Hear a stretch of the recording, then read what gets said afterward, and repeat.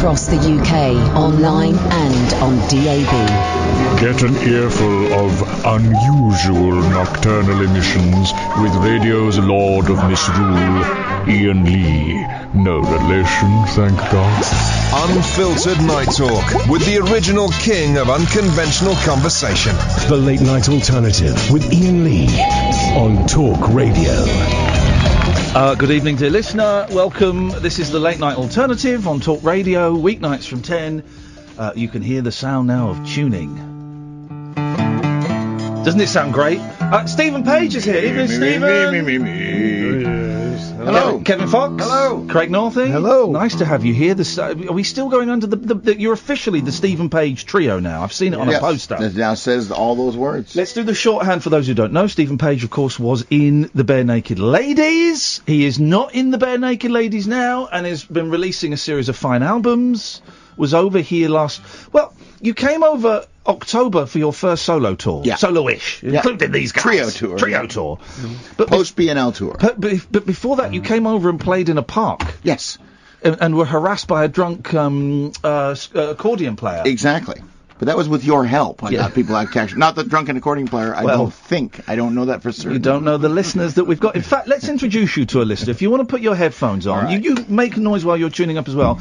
But Alan, by the way, YouTubers, we haven't got enough headphones, so you can't hear the calls. That's your problem. Deal with it. Listen to it on the radio. Alan Caddick is on the line. Good evening, Alan. Oh, hang on. I've got to press a button, haven't I? That's how it works. I have done this before. Good evening, Alan. Hi, Bob. Hello, Alan. Well, you're through to the Stephen Page trio. What question would you like to ask? Guys, who's your main inspiration to get into music? Stephen, let's start with you. Who's your main inspiration? It's so boring, but it's the Beatles. I mean, it's what I listened to as a kid, and we were just in Liverpool this morning and did like the bus tour. I see, I've not even done that. No, I always thought I was above it. Yeah. Because I was too much of a diehard Beatles fan, and I already knew all that stuff. And who's going to get on a bus with a bunch of people when I could do that myself and walk? No. Was it good? It was great. You know, there's a story which is apparently is true of the Alan. Could you just stop breathing for a second? It's quite noisy. Thank you. Sorry. Of the tour around John Lennon's house, and you can only get like 12 people go on this tour at a time, and they travel on a minibus and get picked up. And Bob Dylan went on that tour. He sat on the back of the minibus with his hat kind of pulled over and went around John Lennon's house as part of a tour about 5 years ago. That's awesome. And today someone would have seen Stephen Page doing the same thing. Nobody recognized me. Craig, what your musical inspiration? And we can only accept one, please. Well, I went on the tour too, and this is most of the conversation that Stephen and I have when we're not talking about anything else is the Beatles. Yeah. Okay. That's true. But other than that, my mom. Okay. Well, and is your mum a musician? Yeah. Really? Yeah. Of note or? She's a symphonic musician of some note in Canada, but not a soloist. What kind of stuff does she do? She's a violinist. Wow. Yeah. Hey, look at that. Yeah. Classy. Well, someone who wasn't good enough to be a violinist, but is a cellist. Got to get those musical jokes in, Kevin. Get nice and close to this, because these microphones are rubbish. Your musical inspirations to satisfy Alan Caddick. I have to go along with these guys. First album I had was... It's so lame, isn't it? It's so terrible. Others come to mind, but I'll go with this. Alan, it was either the Beatles or Sigue Sigue Sputnik. It's the Beatles, Alan. Does that answer your question? Yeah, we have to check out our Beatle medley on YouTube. Alan and I did a Beatle medley once on YouTube. It went on for, I think it went on for 30 minutes, didn't it? 20 minutes. 20 minutes. It was only 20 minutes. All right, Alan, I'm going to cut you off now. Thank you. There we go, right. That's Alan Caddick, 0344 499 1000 if you've not been listening to the show and just want to phone up and harass my guest. Okay, favourite Beatles album, Stephen? This is the real test of a man. You know, I remember laughing heartily when Liam Gallagher was once asked what the best Beatles album was, and he said the Blue Album. I thought that's really funny. And then we were talking about it today and about how much I loved the Hey Jude Beatles Again album, which is just another compilation. Oh, that's not an album. No, in exactly. this country that doesn't exist. No. Oh, it's just a North American thing. That's one, because you know the American Beatles albums are different. Right, but this actually has an Apple label on it, so it's even more confusing. It's not like the Capitol Records ones. And the American Beatles albums are they're weird. Yeah. And I hated most of them. Like all the ones up and including Revolver are different and wrong, and they didn't start getting right. Sgt. Pepper was until Sgt. Pepper. I think the tracks on Revolver are the same, but isn't there a different mix of a couple of the songs? There's different mix, but there's also different songs. There's more songs on the European one. Because they did that, because the Americans are so tight, they would keep 2 or 3 songs off each album and go, we'll put this out as an EP, we'll make another Beatles 4. Yesterday and Today. All the singles, because all the singles up until the last few records weren't on the albums. Yeah. So songs like Strawberry Fields would end up on the Magical Mystery Tour record in America. So any of the singles would just get thrown onto another album along with a bunch of covers. I noticed you've been tweeting the Take It Away Paul McCartney podcast. Have you been listening to that? I have been listening. Isn't it incredible? It's such a weird thing to listen to a podcast that's like about music that you know so well. Yeah. Because I want to like argue with them about stuff. Yeah. But for the most part, I love listening to it. Because I don't know Paul McCartney's solo stuff that well. I've always avoided Wings because in this country Wings are a joke. Right. And I remember the kind of the frog chorus and the 80s McCartney. But I don't know a lot of his solo stuff. But I've been listening to this podcast and devouring it and just buying so much. Why did no one tell me that Ram is a masterpiece? No, you know what? The first 3 records are amazing. Yeah. But I was listening today to. In the van, I was listening to Red Rose Speedway, which is an album I always thought was complete crap. Totally good. Yeah. It's good. I don't know what my problem was. I think it's the album cover is so bad. The album covers are terrible. London Town I bought the other day. Not my favorite. No, it's not. It's not a great album, but it's got what's that song about time travel? Don't you know? How does it go? About going back in time. It's a brilliant. That's Huey Lewis in the News. It's from Back to the Future. let's come on. Too soon. Huey Lewis has had to announce retirement from touring. I know that's a shame. He's gone deaf. Very nice man, Huey Lewis. I've heard that. Yeah, very nice man. So. And I've seen his member. His what? His penis. Sorry, are you actually? What? Hang on a second. No, apparently not. In the movie Shortcuts, he urinates off a cliff onto a dead body. That's how they discover the dead body. But apparently it was prosthetic penis. Wow. Okay. Has anyone ever? I've seen Davy Jones's penis. Really? Yeah, I had a piss next. Sorry, excuse me. I had a wee next to him in a toilet. Kevin, ever seen the celebrities? No, I can't say I have. I have. I've peed next to 2.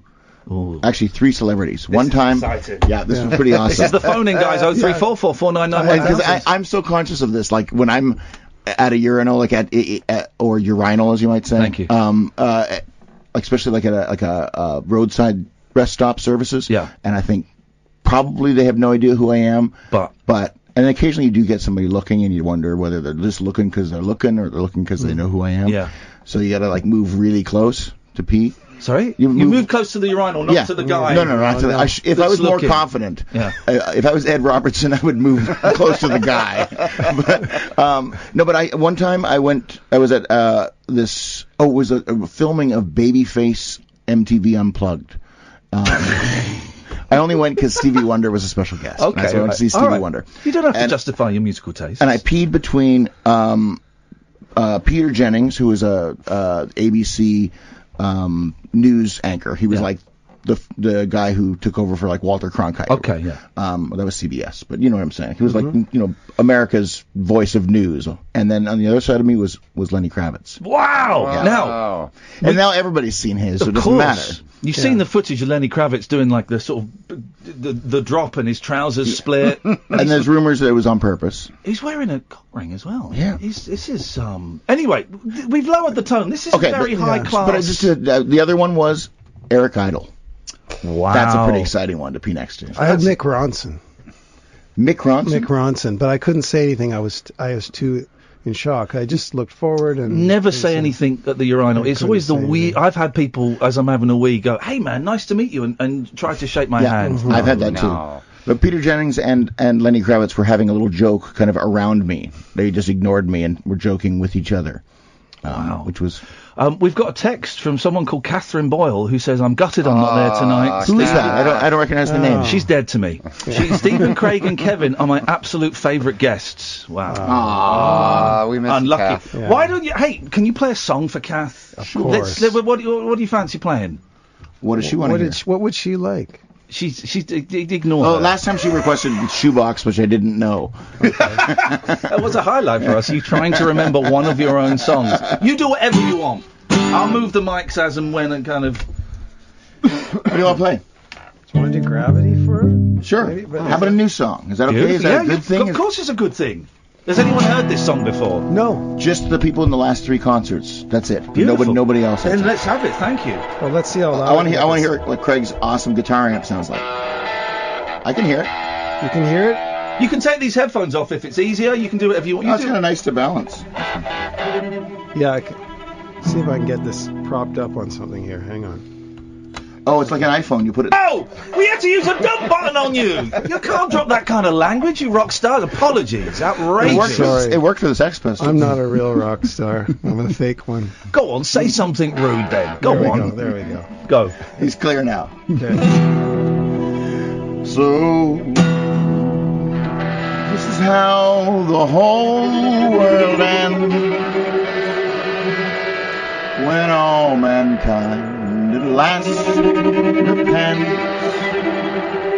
for self-appointed governments that make no sense, and hence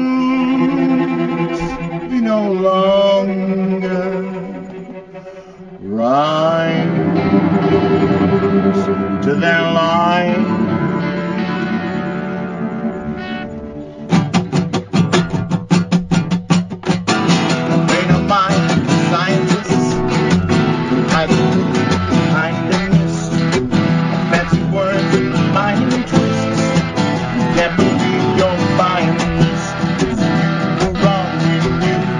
Wrong, yes, all wrong. You were wrong. Sing this song to prove you were wrong. It's all along. You were wrong. All I can see is what God tells me to do. And now we live in a world without law, gravity. Yeah, we live in a world without law, gravity.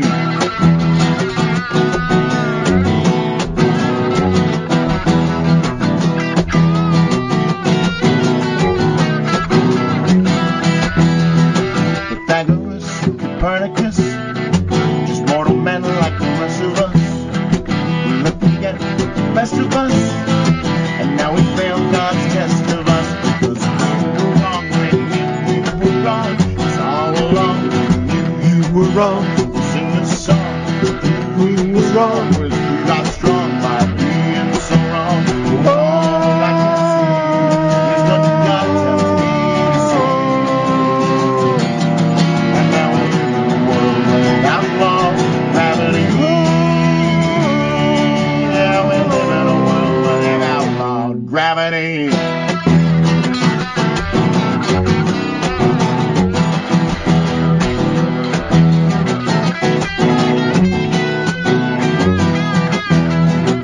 Calculus and astronomy, the pale beside Deuteronomy.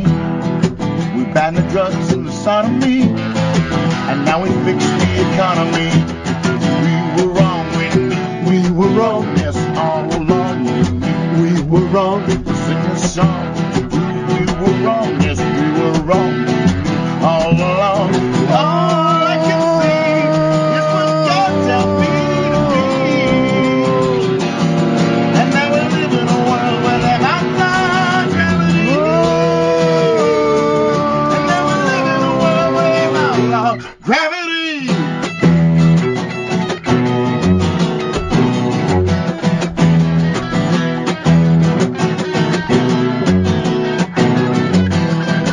Oh, if he wanted you to know the answer, don't you think you have to cure for cancer? If he wanted you to know the answer, don't you think you have to cure for cancer?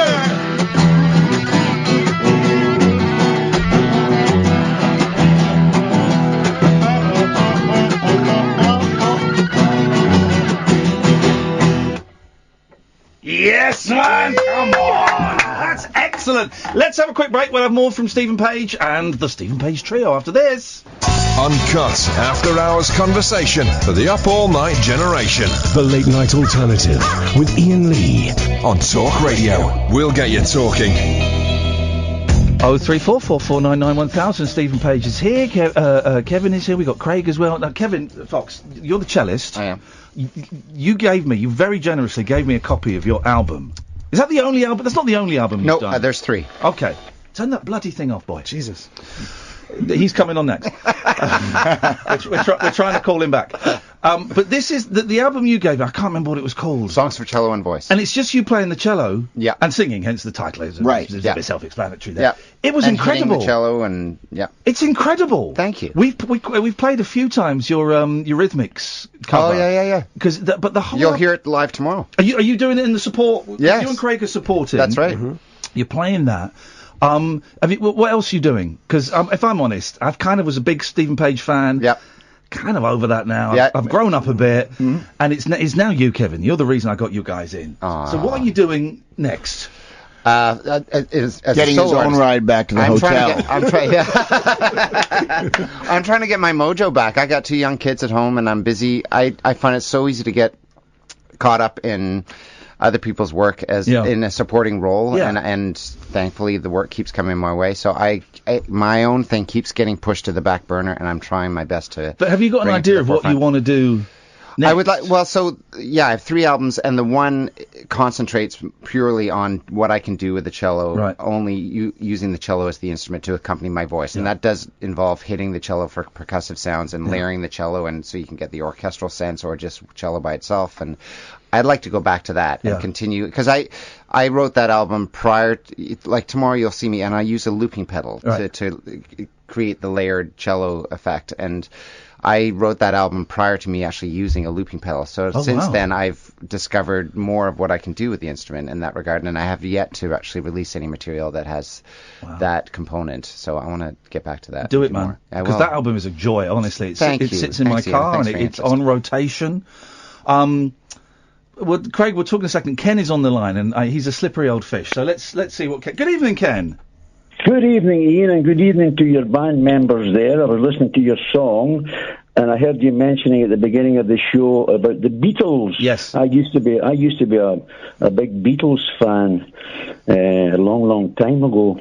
But I was wanting to talk about and discuss with you all, if you want to, about the breakup, the disintegration of the Beatles. Okay. What actually caused that? I've got my ideas, but I wonder what you would say first. Well, many people think Yoko. I think that's unfair to say.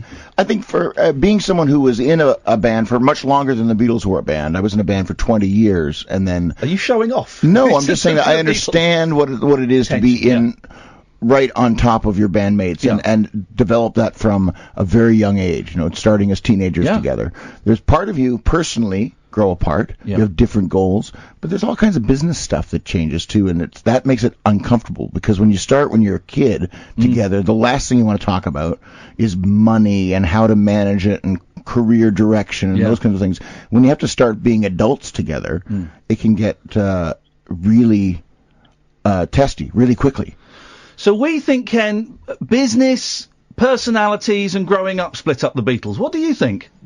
Yeah, and Yoko, I think that was a big part of it. But what do I think? I think, but I believe actually, that the disintegration started to take place big time when they were in New York. You remember they were on a New York tour, and they boasted that they were more famous than Jesus. Do you remember that? Well, that was actually said to a London journalist.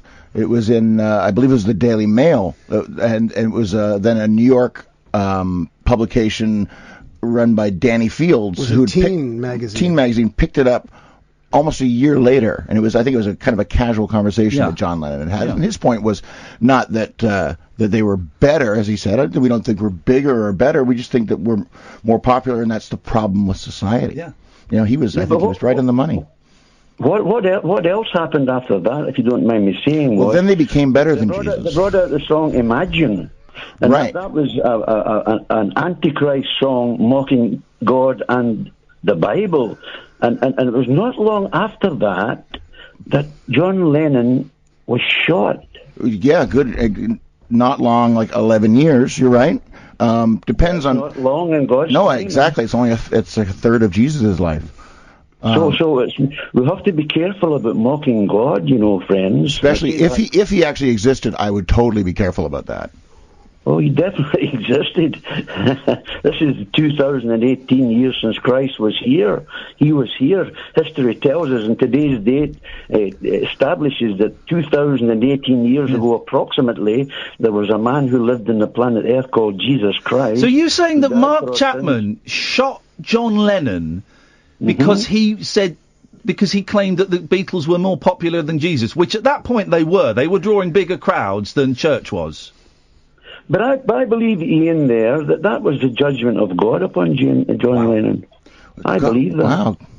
Have to be careful. See, I always thought that God had this kind of like forgiveness element, but that's different. John Lennon showed no signs of belief in God. In fact, he mocked God openly, and he was affecting many young people in the world at that time with his antichrist and atheistic viewpoints. He's entitled to that. So he deserved to be shot. Lennon. He's entitled to believe what he wanted. Sure. But you have to be careful. Face the consequences. When we mock God, it's a serious situation for any of us to mock God. Yep. Is that because God got angry? God gets angry at sin, yes. God hates sin, and we're all sinners. So he gets violent about it. See, I can't. The idea of hate and God just doesn't compute with me. I can't put hate and God in the same sentence. But that's just maybe that's my kind of. Maybe it's because I'm a Jew. Well, you should understand more than anyone. Then, if you read the Bible as a Jew. Well, only the first part. I didn't like the sequel so much. The first part, you will find out that God got very angry at the people of Israel, and he brought judgment upon them, and they were dispersed throughout the whole world according to his judgment, and then they were returned back in 1948 to the land of Israel according to his prophecies. And we're living in a time right now when Israel and Jerusalem is going to be the focus of world hatred and world condemnation. Well, how can we bring people together? That's a good question. This is what we'd like to do with music, with what we do. I don't think words or anything like that, talking this way, can bring people together.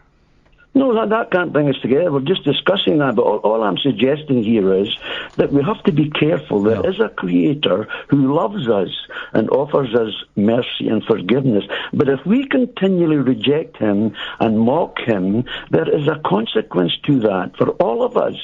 We have to be careful. Okay. Life is short. Eternity is eternal. Make sure you don't go to hell. God wants you to go to heaven. Okay, Ken. Thank you very much for wise words there. Very wise words from Ken. You don't look convinced there, Craig. I'm taking it all in. Yeah, you're taking it all in. You had to mention you were a Jew. What did you do that for, Stephen? It was going so well, and then you had to mention. The band are on tour. We should plug some of these. You've already done. Now, where are we? You've already done 3 dates. Tomorrow night at the Union Chapel in London. Hey, you said we can give away a pair of tickets. Pair of tickets available. If you want to come and see Stephen Page et al. At the Union Chapel tomorrow in London, it's one of my favourite venues. It's a church. It's an old church. I tell you what. Perfect. Ken's gonna love that.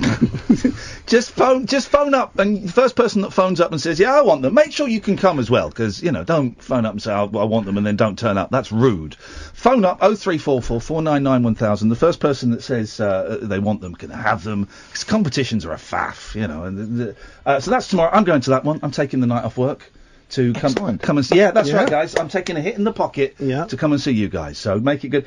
Then Saturday, you're in Holmfirth. Yeah, he was great in Mamma Mia. Oh, well done. Monday you're in Belfast. I love Belfast. I've never been to Belfast. I hadn't been until last year. Me and Kath went last summer to do a couple of shows. It's incredible. I went there too last year. Did you? Summer, yeah. It's great. It's and then amazing. you're in Dublin, which is equally as great. Then Thursday you're in Edinburgh, in the middle of the festival. Yeah. Have you ever been up there during the festival? I don't think I've been there actually while the festival was in full swing. Man, you're gonna... It's terrifying, our tour manager. He's like, we're getting out of there and going back to Glasgow as soon as the show's done. Stay there. Honestly, you will not see anything like it. It is the whole city. It's brilliant. It's brilliant. It's not like a horrible thing. It's just rammed with theatre students performing Brecht on the street. I love the whole idea. And I've heard lots of stand-up comedians, American ones, complain about it. Yeah. And Canadian ones seem to love it. Yeah. Do you know who Dean Friedman is? Of course I know Dean Friedman. So apparently he's playing there all the way through the festival. Wow. So he messaged me on Twitter, and I'm hoping I can get to see some of the show. Oh, go and see, definitely. I'm a huge fan. You'll love the festival, man. It's artsy, and it's touristy, and it's pretentious, and it's silly, and it's funny, and it's stupid. It's wonderful. Then Glasgow on the 17th. Yep. Nottingham on Saturday the 18th. And then you go back home. We're not bothered. Then we're back in North America. Who cares about those dates? Can we have another song, please? Sure. Yeah. Any requests from the band or from you? Whatever you do, whatever you, because I don't want to throw you on the. Well, you said you premiered White Noise the other day, right? Yeah. It wouldn't be wrong to play that a live version. It wouldn't be wrong to play that. It would I think it would be right to play that. See if I can get this thing going. I'm going to take my headphones off because my ears are sweating. Yeah, sweaty ears. Yeah. Sweaty. Can you hear it okay? I can hear it. I can hear it. Okay, all right.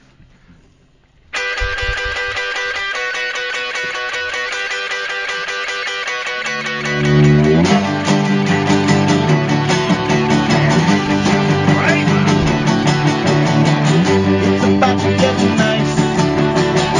It's about to get real nice. Right now. Right now. Gonna pick the most right. Most people treat them any side. White noise. Right now. White noise.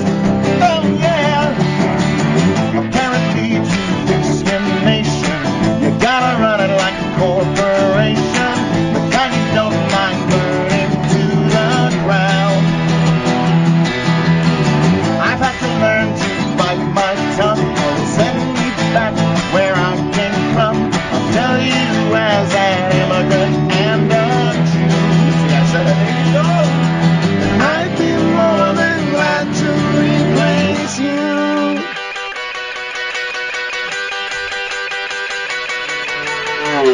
Roll with a bill of rights for anyone who isn't white. White noise, right now. White noise, right now. Let's have a second civil war. Let's have a second civil war. That's what the Second Amendment's for. White noise, oh yeah. White noise, oh yeah. Send the snowflake to the nationalist. I will see till you insist. You raise your hand, I'll raise my fist. Resist, resist, resist.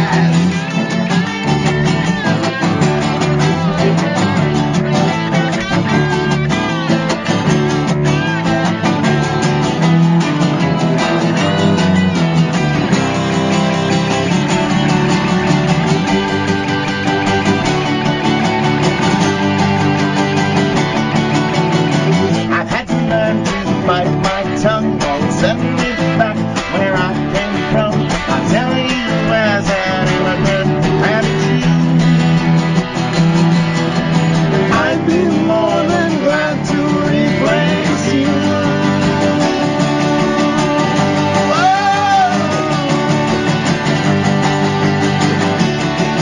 White noise. White noise. White noise. White noise. That sounds brilliant.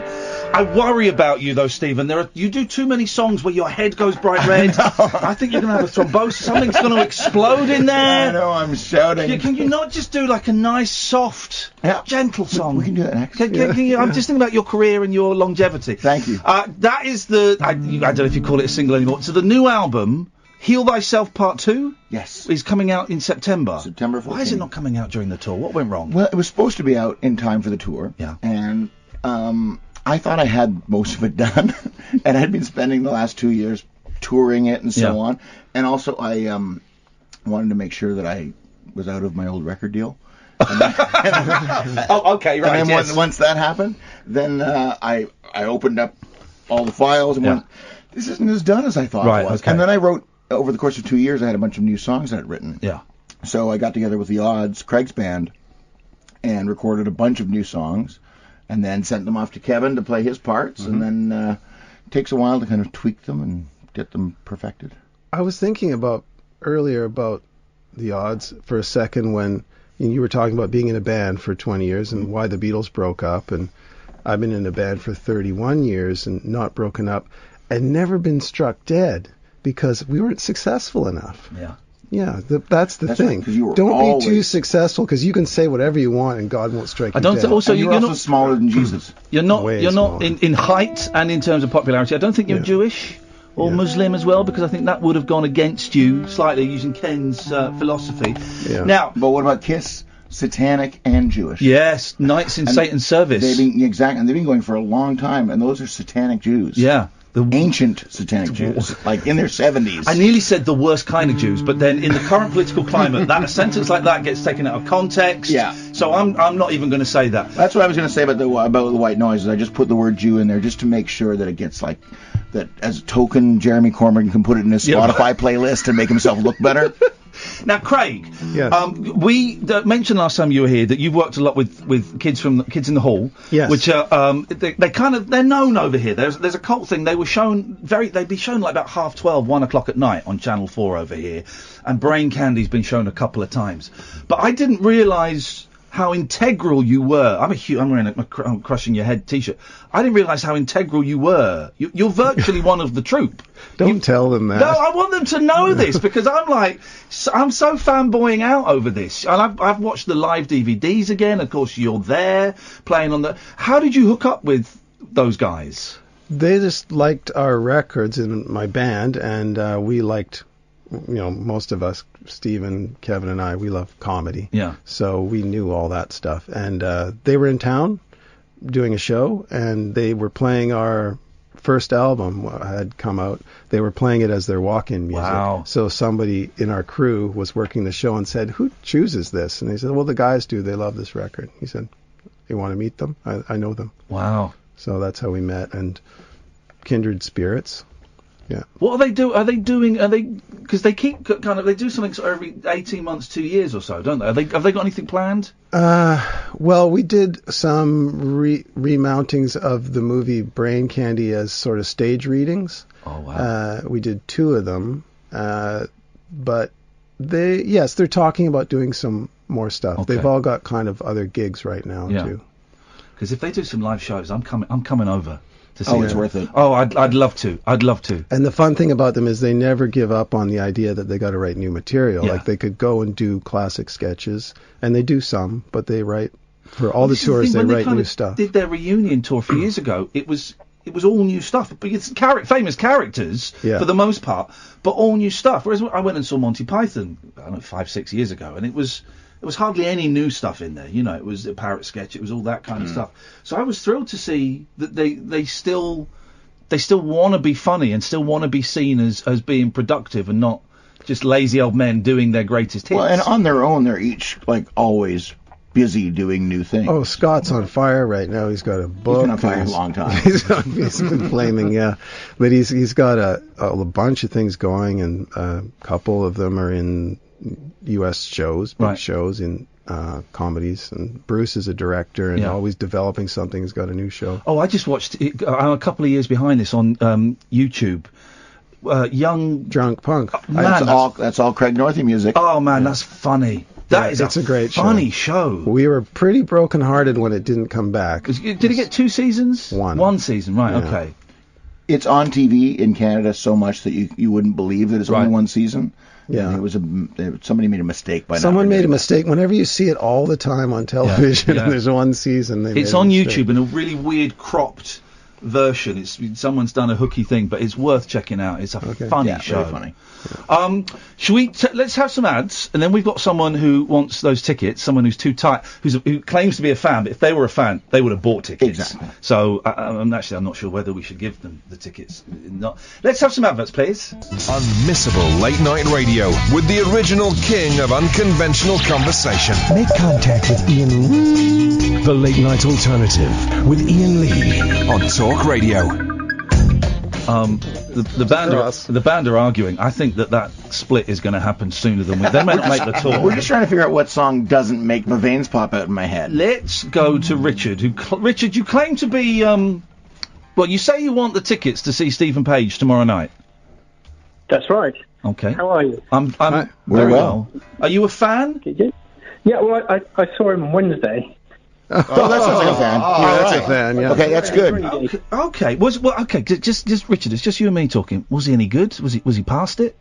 He was awesome. Yeah, and so were Kevin and Craig as well.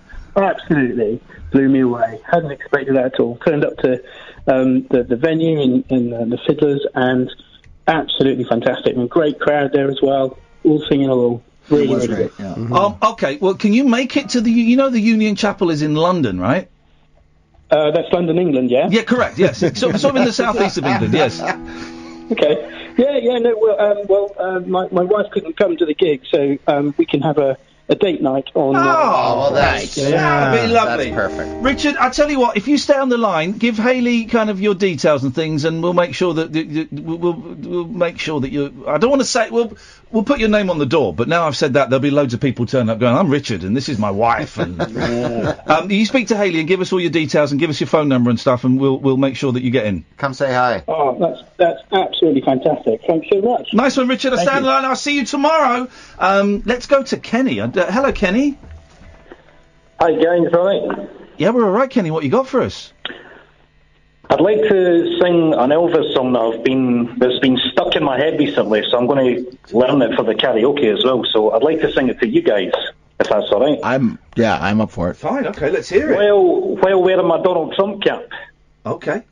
Okay, yes, get a little bit of political in there as well. Elvis would have voted Trump, I think. Yeah. Elvis probably wouldn't have voted. No, you're right. He'd have shot the TV. Aye. Okay, here we go. Elvis was very pro-guns. He loved carrying guns, didn't he? He loved guns. I think it would have taken a lot of work for him to vote, and he just wasn't into it. Yeah. Aye. I don't think he would have voted Democrat. Okay. That's for sure. Okay, we're kind of going up a cul-de-sac here. Well, let's hear your Elvis song, Kenny. Okay, here we go. This is Follow That Dream. Well, I'm going to sing along to it, actually. Okay. To help me with the timing with instrumentals. Okay. Follow That Dream by Elvis, and I'm singing along to it. Fantastic. Here we go. Okay.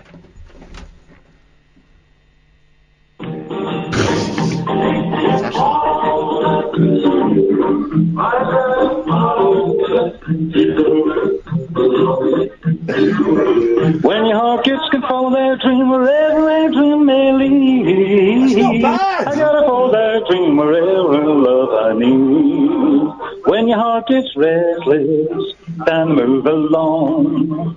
When your heart gets weary, then sing a song. But when a dream is calling you, there's just one thing that you can do. Well, you gotta follow that dream wherever that dream may lead. You gotta follow that dream and find the love you need. Key change. Now you're trying to work out there's a key change. Gotta find me someone whose heart is free. Someone to look for my dream with me. And when I find her, I may find out just what my dreams are all about. I gotta follow that dream wherever that dream may lead. I gotta follow that dream and find the love I need. I gotta follow that dream wherever that dream may lead. I gotta follow that dream and find the love I need. Hello? Oh. Thank you, guys. Kenny. Have a great night. Thank you very much. Wow. I'm afraid we haven't got time for any more songs from you guys. That's fine. I don't care. Sorry about that. I can just do some Elvis karaoke. I wonder if Kenny's playing tomorrow night. I'd like some. Let's take one more call, then we will have a song. Good evening, Hannah. Evening, guys. Hi, Hannah. One of my favourite tracks of yours is "If I Had $1 Million." Thank you very much. I don't know that one. Was that? When did you do? Was that? It was in an old group of mine. Oh, okay. I don't know if you knew them. We're from Canada, a bunch of Canadians. We sang about money. I don't know. Sang a bunch of songs about money. I've not heard that one, but I'll certainly check it out on Spotify. Yeah, see if they have it on Spotify. I'm not sure if they have it over here. And is that you just want to tell him that you like a song? Well, no, I really like him to play it. Well, good luck with that. I'll let Stephen sort this one out. Well, I could, but I only sing half of it, and the other guy who sings the other half isn't here. Sorry, Hannah. Sorry, Hannah. You just have to dig out your old vinyl and relive the memories of the 90s, 80s, early 90s. That was written in the late 80s. Wowzers. Written in the times of REM's Document album. Wowzers. I have to ask. There was a Bare Naked Ladies reunion. Mm-hmm. They wouldn't call it that though, because as far as they're concerned, they're still together. Okay. Oh, really? Think about it that way. Yeah, I got put yourself in someone else's shoes. Okay, Jesus' shoes. I got the vibe that it was a fun moment. Yeah. It was a great bit of television, but that was it. And actually, maybe when you go back to people that you've not worked with for a long time, sometimes it's fine. Sometimes the reasons you split up kind of rear their heads again. Yeah, I think that's probably the case. Yeah. Although I'm still I'd be open to stuff. I've learned not to say.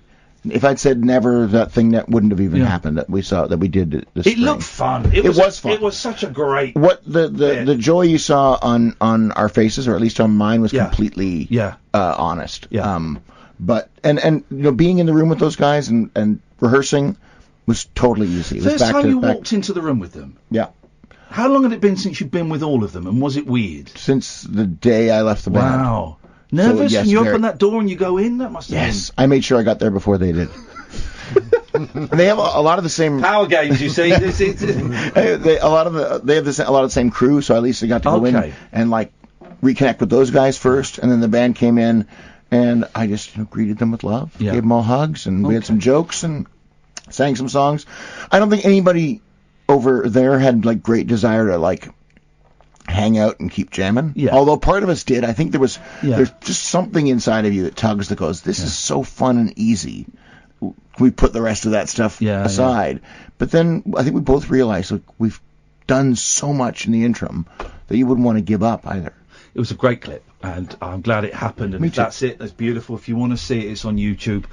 If you want to get the tour dates, by the way, and details of the new album, the old albums, all of that stuff, StephenPage.com is the place to go. You got it. And, you can find all the albums wherever you want. I don't know, Al Price, HMV, are they still going? Tower Records.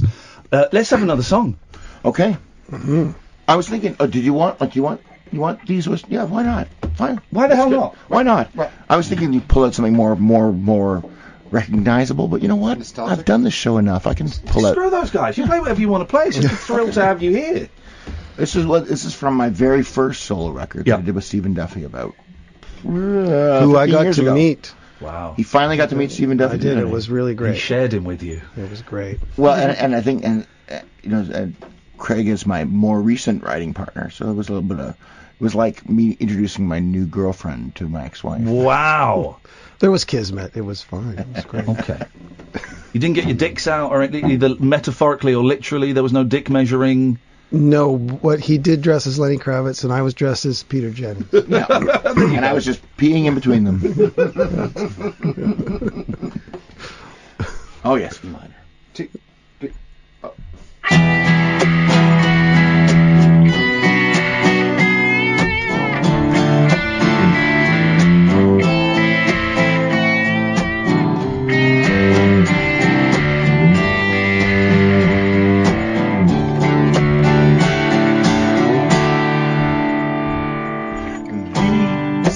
Broken dreams are enough to make better people give up, but not us. We soldier on, nothing's wrong. Did we think that we last this long? Oh no.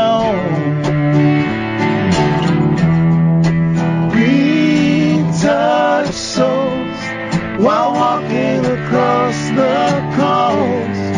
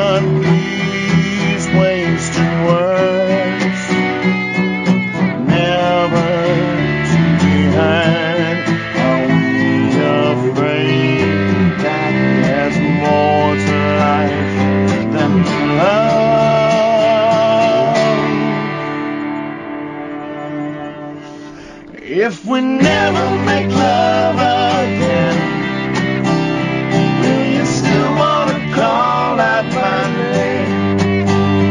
There is nothing left to explain.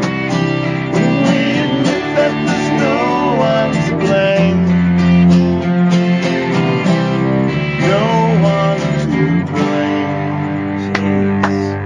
That is beautiful.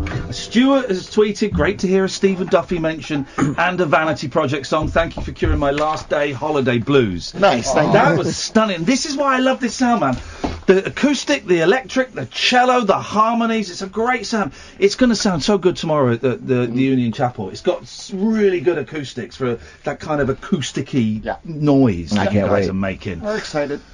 So what happens next? You're doing this, then you're off back to the States and just playing, is it? Yeah, it's the biggest, longest U.S. tour I've done. Wow. Since I've been solo. And is it with these two? Because when we came and saw you in New York last year at the winery, it was just you. Just me, yeah. But you're doing it with these two gentlemen. Indeed. Continuing playing. And then, I mean, how far ahead do you plan what you're going to do? So you got the album in September, you got the tour. Right. So the U.S. tour goes till December, and then February we're doing a bunch of symphony shows in Canada. With an orchestra? With an orchestra, playing like orchestral versions of Wow. these songs. We've all contributed arrangements. That's incredible. It's pretty cool. Are you recording that? We should. Come on, guys. You got an orchestra. Well, it gets complicated with orchestras because there's unions and there's Some orchestras are better, are easier to work with than others. Yep. So hopefully this one is. That's right. And then after that, I know Canadian tour starts in May, and then who knows what happens. I mean, if the record has any kind of lasting power, we'd come back here. If it doesn't, I'll make another record. Very quickly on the we just put out on this record label, Mickey Dolenz singing with an orchestra. It was kind of all right to do. We had to get everyone to sign a release form. That's right. But they were all cool with it. You know, they were so. What was the orchestra? I can't. Sorry, mate, I can't remember. It was in America. So if you play with an orchestra, you got to record it, man. Yeah. Got to put that out. I agree. Yeah. Nice 180 gram vinyl, double album set. That'll be stunning. And you get so much love here. You know, the last time you came over, you're playing really small venues. Was it a surprise, the amount of affection that people have got for you? Yes. I mean, you just never expect it, I don't think. Were you worried that they would go, he's the guy from BNL that split, so we're blaming him? Well, and I think there probably are some people like that. But they didn't come to the gig. I mean, there's some fans. They were protesting outside. That's right. There are some fans who I think, come with crossed arms and then get won over.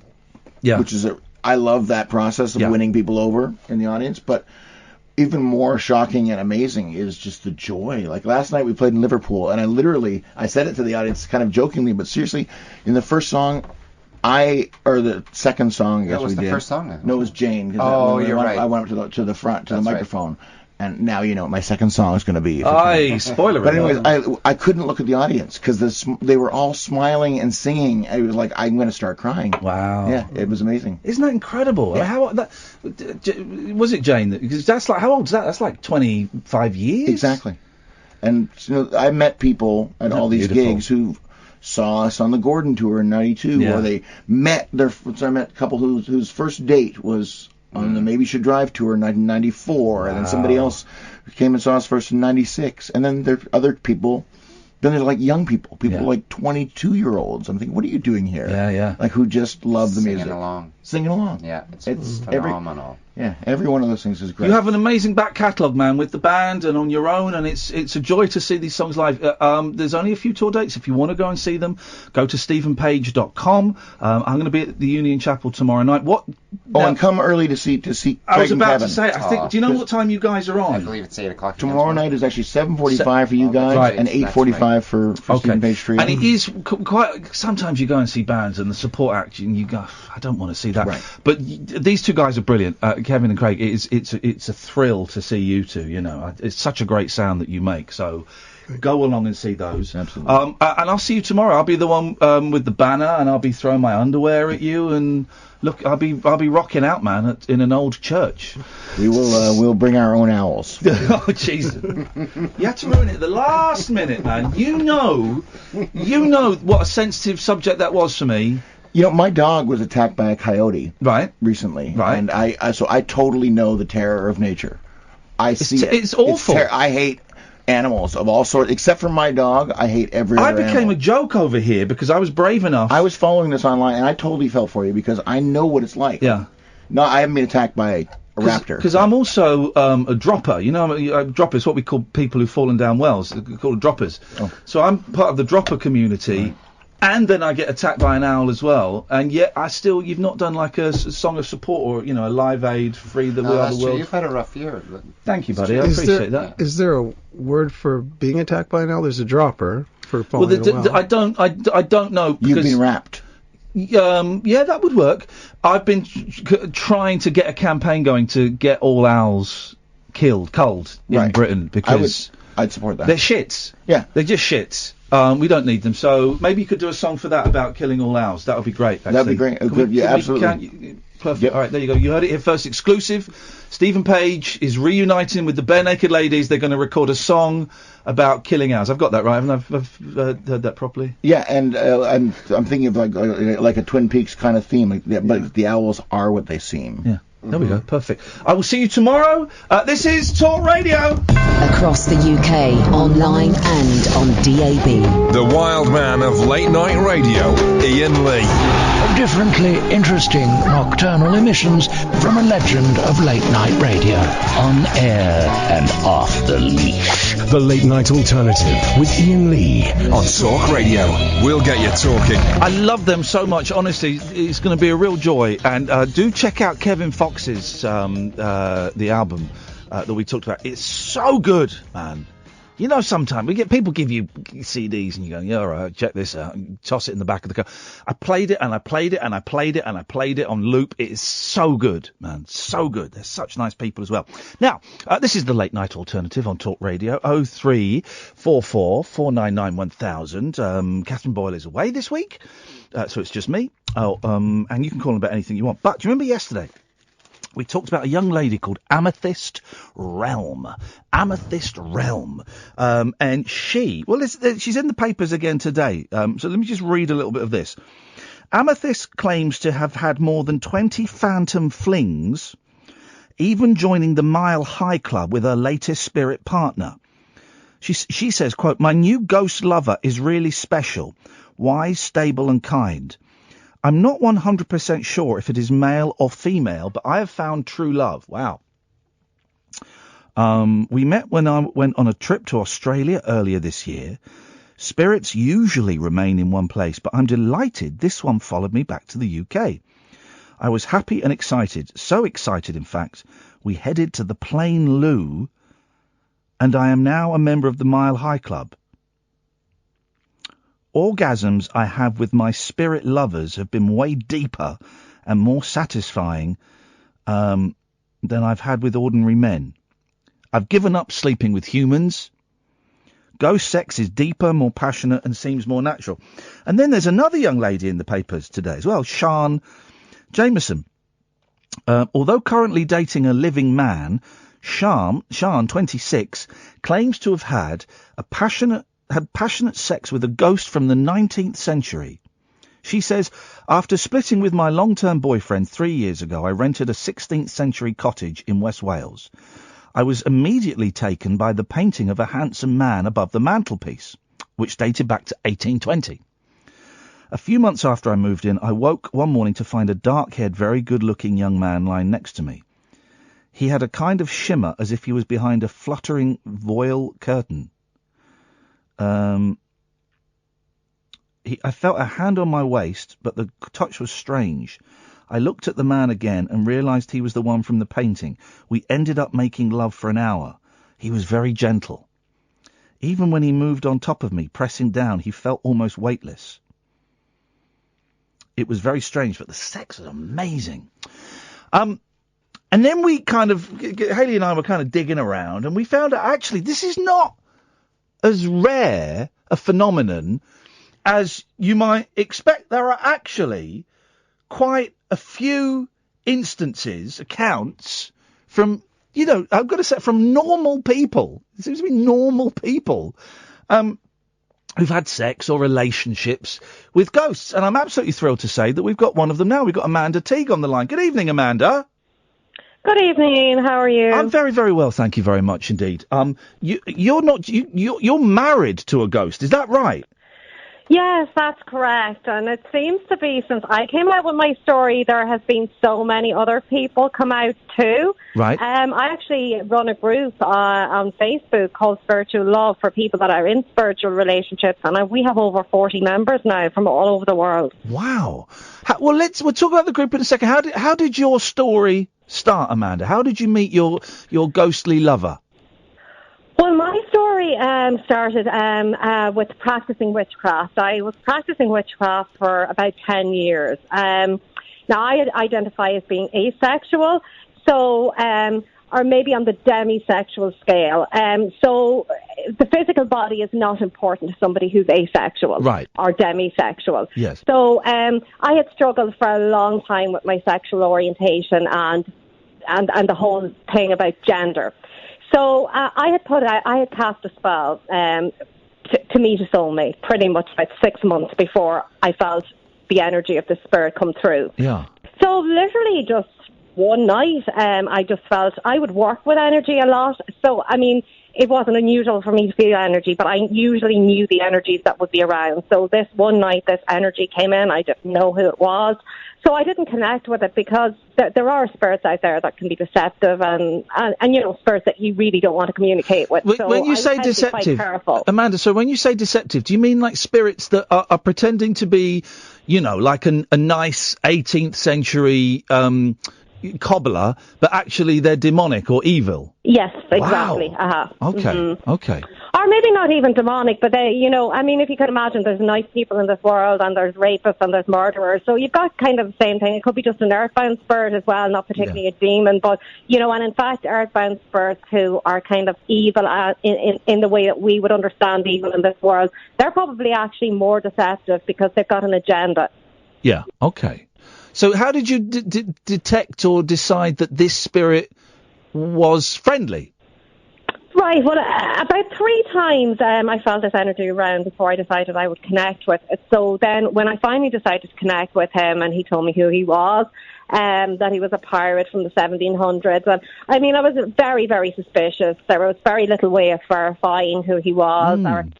So it took a while. It took about 6 months of me asking him to tell me things that I wouldn't know, that I could go away and research. And I think the deciding thing for me in proving that he was who he said he was the fact that he told me that we were linked ancestrally, and that if I went back to my maternal family tree that I would find a Teague there, and I did that, and my great-grandmother was actually Teague. So there's no way I could have possibly known that. Wow. So that, to me, that was very much... When they start giving you information that you don't know but is verifiable, then that means you're onto something, doesn't it? Yeah, well, I mean, a lot of people think that you're very airy-fairy if you're into spiritual work, and that some people are, but there are some people who are quite scientifically minded and very logical thinking people, and I would be one of them. So I mean, I just don't take anything at face value. I will go away and I will research it, and I will look at the history of it, and so I wouldn't be taken uneasily. So how did it? I mean, I don't mean this to sound flippant, right? But it's going to, just because of the nature of the question. How did you strike up a relationship? Did you start dating? Do you go out to like restaurants together? How does it work? Right. Well, it's an interesting situation because we had spent a lot of time communicating. So again, bringing the whole sexuality thing into it, people that are asexual are not terribly sexual people. So it really started off more as a friendship. And we just kind of got close over time and discovered that there was some romantic feelings there between us. Right. And And then I was about almost a year we had been in communication, and out of the blue he just suddenly told me that we could have a relationship together and that we could actually get married. Yeah, well, physical is probably the wrong word, but yeah, an intimate relationship. Okay, right, yeah. If I ask anything that's inappropriate, just tell me to jog on, Amanda, because I don't want to. I don't want to ask anything that's really. I'm sure you're not going to ask me anything that I haven't been asked. Well, I know, but I don't want to. I want to be a sensitive account. Okay, all right. I'm going to go in. I'm going to go straight there. How do you have sex with a spirit? Right. Well, how you have sex with a spirit? I was very confused by this in the beginning as well, and I started doing research and talking to other people, and I talked to other people that I knew in my own community here that had owned up and said yes, they had sex with spirits. Yes. So it took us quite a long time because it's all about feeling energy. Yeah. So, I mean, somebody that will say, I went into a haunted building and I felt like a chill up my spine, or I felt there was a presence there. That's feeling energy. Yeah. So when you work in mediumship or whatever, you learn to feel that energy on a more extreme level. So feeling that energy to a level where you can have a sexual relationship, to me, it takes a lot of work and a lot of learning. Now, some people, it's like drawing or whatever. Anyone can draw a stick man. There are people who can, draw a portrait. There are people who are better at feeling energy than others, but anybody can do it. Yeah. So for me, it certainly took a while to get the hang of it. And another thing that I have discovered is that because obviously spirit doesn't really look like anything, they're just energy, so they have to draw energy to be able to perform physical acts, so to speak, to move things, or in fact to have sex. So very often when a spirit is having a sexual relationship with a physical person, they are drawing on the energy of that physical person. For that reason, you have to be super, super careful, because if you are not very, very careful, you will find yourself becoming very, very ill, because obviously you need your energy for yourself, and if a spirit is constantly drawing the energy out of you, then, your body becomes run down. And that, in fact, actually happened to me, and I ended up seriously in a hospital in June of this year. Really? Because he was sucking everything out of you, and you got ill. I got very, very ill. I almost died. Yeah. So, wow. So that's kind of a twist to the tale. Yeah, isn't it? I didn't realise it's that. all good and it's all brilliant, when you're there, but you kind of don't look at the negative side of it, and there is a negative side to it. And for somebody that's saying they're having sex with so many different spirits and mixing so much energy, I would be really worried long term for their physical health as well. Okay, well, I was about to say 2 questions, okay? Again, I don't mean to sound flippant. Can you have a ghost baby? And you can't have a ghost baby? No, I did actually. I actually stopped my periods after we got married, and I had this conversation with him because I was very, very worried. And no, you absolutely cannot have a ghost baby. Can you catch ghost AIDS? No. You can't get like ghost STIs or anything? Ghosts are just like energy. It's like the wind or electricity. They don't have matter. And to have a baby or to catch an illness. Now, having said that, somebody could get artificially inseminated and, with a donor, and they could say, that was a kind of adopted baby that themselves and the spirit had, but it wouldn't physically, biologically be the spirit's child. Or the same with diseases. There's something called empathy, or being an empath. So, sometimes the spirit can feel what you're feeling, and I would be able to feel sometimes what he had been through. So if he had an illness in his life and he wanted to allow me to feel that, yes, I could feel it empathically, but I wouldn't actually physically get it, so to speak.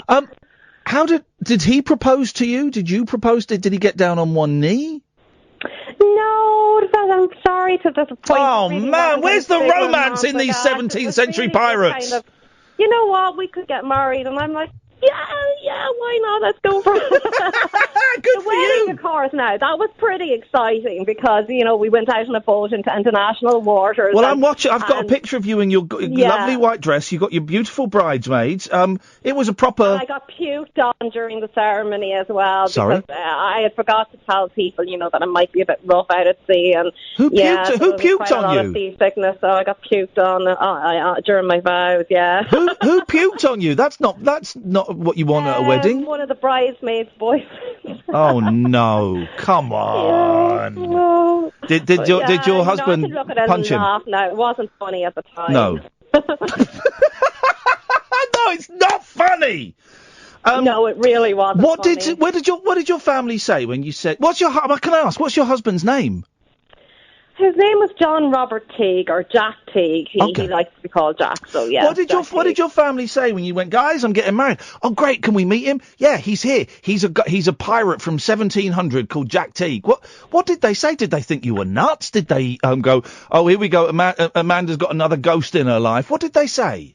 For the most part, they were just kind of interested, like yourself, as to how it worked, how we could have sex, how we could get married, really. So, I mean, because they're all quite open-minded, and they would have known my path and the type of stuff I was into, that obviously marrying us further is taking to another, level compared to what a lot of people do. But, I mean, they weren't terribly surprised. They were just interested as to how I was actually going to manage to do it. Yeah. And this is why, honestly, I think you're so brilliant, Amanda. As well as all of this, you're also a professional Jack Sparrow Pirates of the Caribbean impersonator. I used to be, but then after I got married, I just kind of felt weird. So I'm actually a RuPaul impersonator. You better work. Oh, girlfriend! Wow. Yeah, I just the whole Jack thing. I guess it was because I was married to a pirate similar to him. Yeah. I kind of wanted to be identified for me, like we live in a modern world. No woman wants to be just identified by who her husband is, so I needed to kind of step out and say, well, I'm kind of, I'm more than this. And I have a new book coming out, which is the autobiography, which is called A New Attitude. So it's all about kind of balancing this thing between the spiritual and the physical, and being an impersonator of a pirate and then marrying a pirate. And it's very easy to get lost in it all, and I kind of, when I got sick, I really had to kind of step back and say, who am I here in all of this? It's so refreshing you said that, because part of me, when I saw the story, thought, oh, here we go. She's just saying this to promote her Jack Sparrow impersonation business. But the fact you're saying, oh, yeah, it felt a bit uncomfortable because he's a pirate, so I knocked that on the head and now I impersonate RuPaul. That's incredible. What's your Facebook group that you mentioned, Amanda, in case people want to have a look? It's very simply called Spiritual Love. Spiritual Love. So it's very easy. And I'm Amanda Sparrow Large on Facebook as well. Okay. So actually my profile picture is actually me dressed as RuPaul. So. Hey, listen, here's a question. I'm getting divorced, right? I'm single for the first time in a long time. How could I get a ghost lover?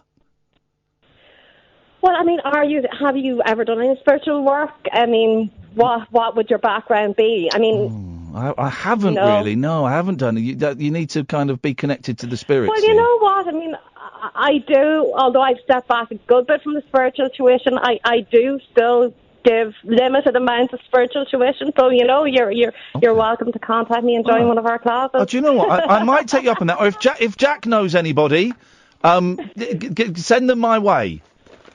Amanda, you're a good sport. It's nice to talk to you. I wish you and Jack the very best.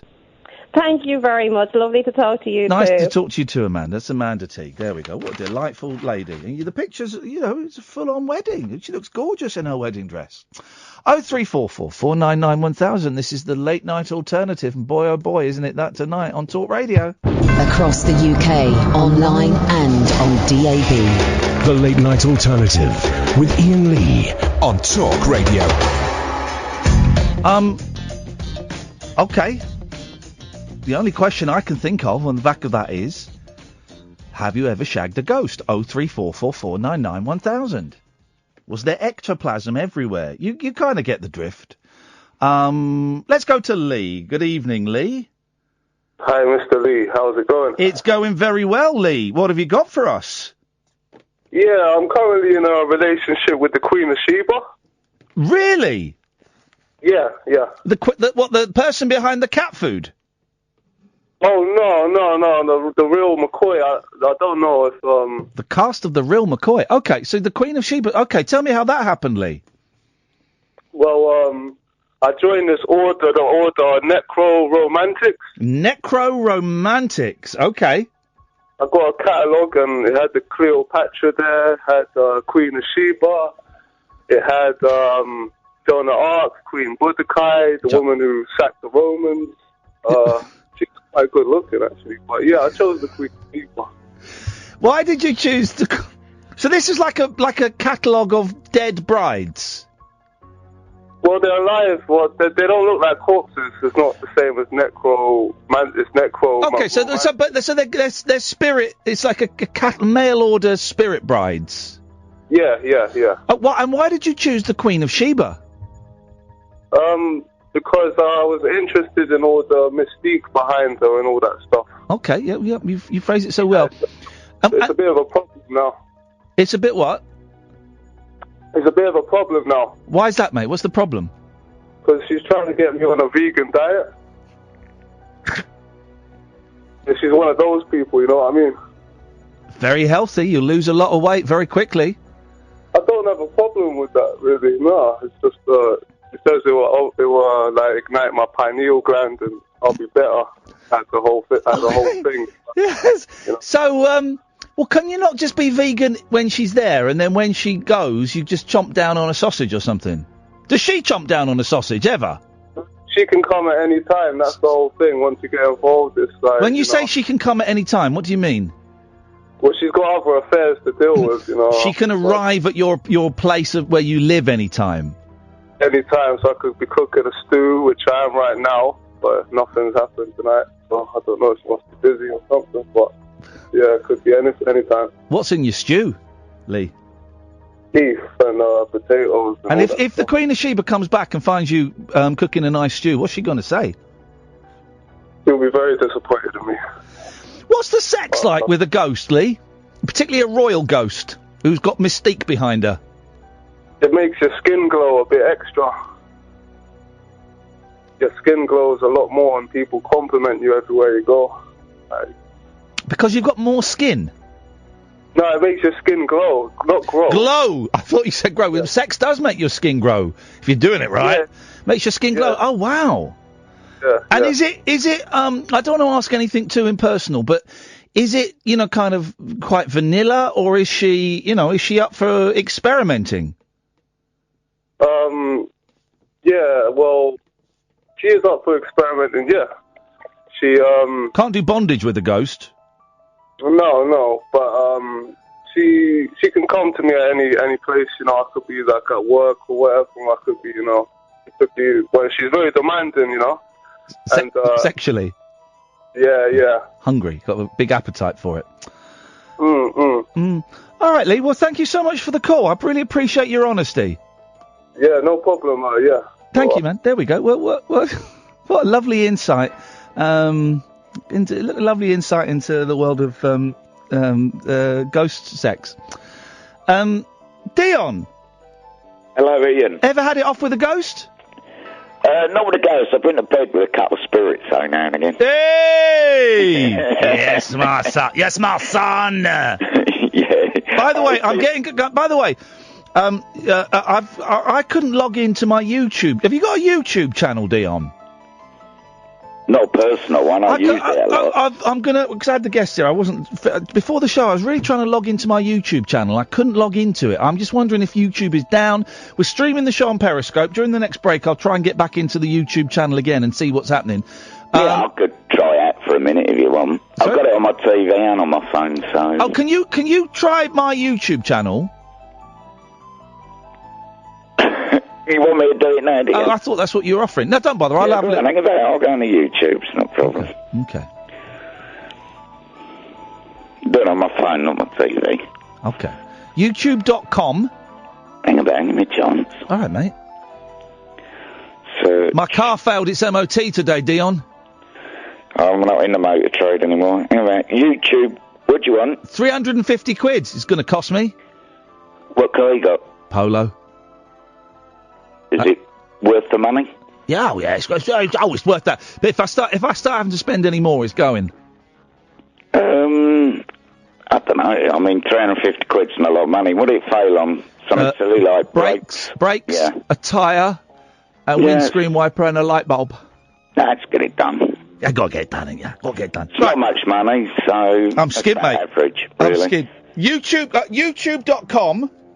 Well, I'm in YouTube. Hang about. Hang on, I'll do it as well. Let me see, because I couldn't log in. YouTube.com. YouTube.com. All one word. YouTube. YouTube. It's all one word. What web address has a space in it? .com/Iain Lee. See if I can log in now. YouTube.com. Right. /Iain Lee. I can't log into it. Right. It's streaming live, so let's go to the live streaming page. Right, Iain Lee. Let's go to the live streaming page. 180. So people are watching, so it's working. Right. Sorry, we're in. Hello, everyone. We're in. Right, so it's working. Hang on a minute. Right. YouTube.com. Hang on a minute. Yeah, it's there. Something's not right here. Iain Lee's rabbit hole. That's it. Yeah. Something's not right here. But Matthew, why aren't you a mod? Matthew should be a mod. What, as in the music? Sorry? What, as in the music mod? No, as in... Right, hang on a minute. I've lost it.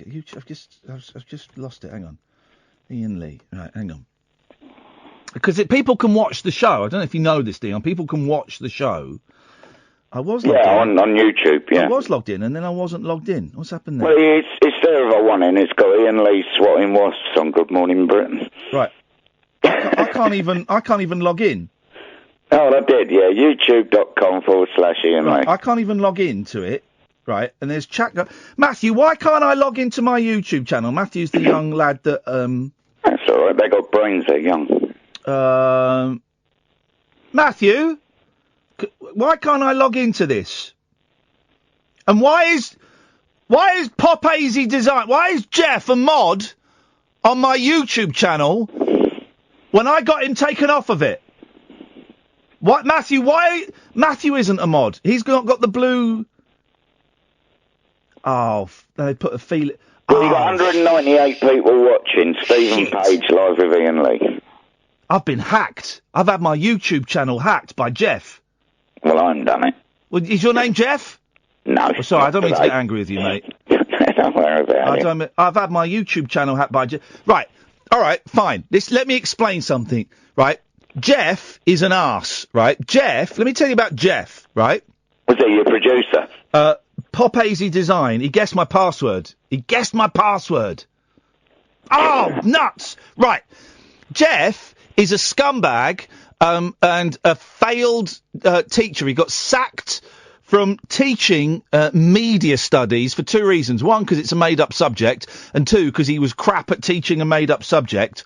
And I was recording an album last year, Dion, that for legal reasons, for deeply personal reasons, I have decided I don't want that album released because at the time when I recorded it, I was very, very, I suffer from mental health and my mum is in a wheelchair.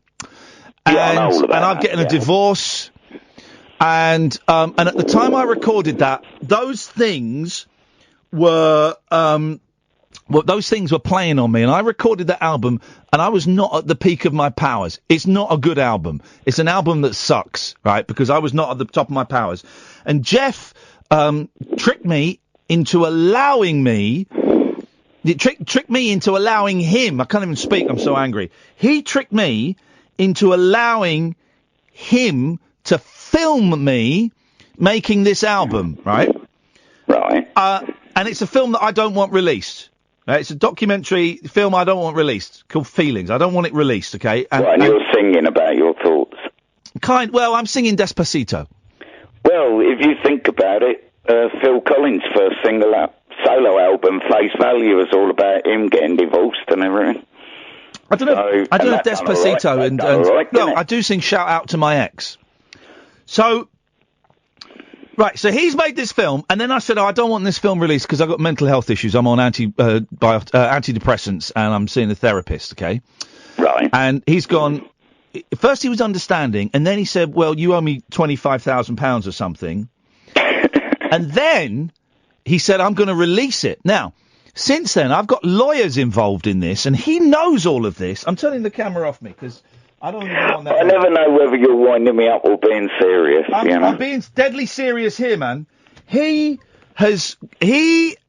has had there is an injunction preventing him from releasing that footage, and now screw you, Jeff.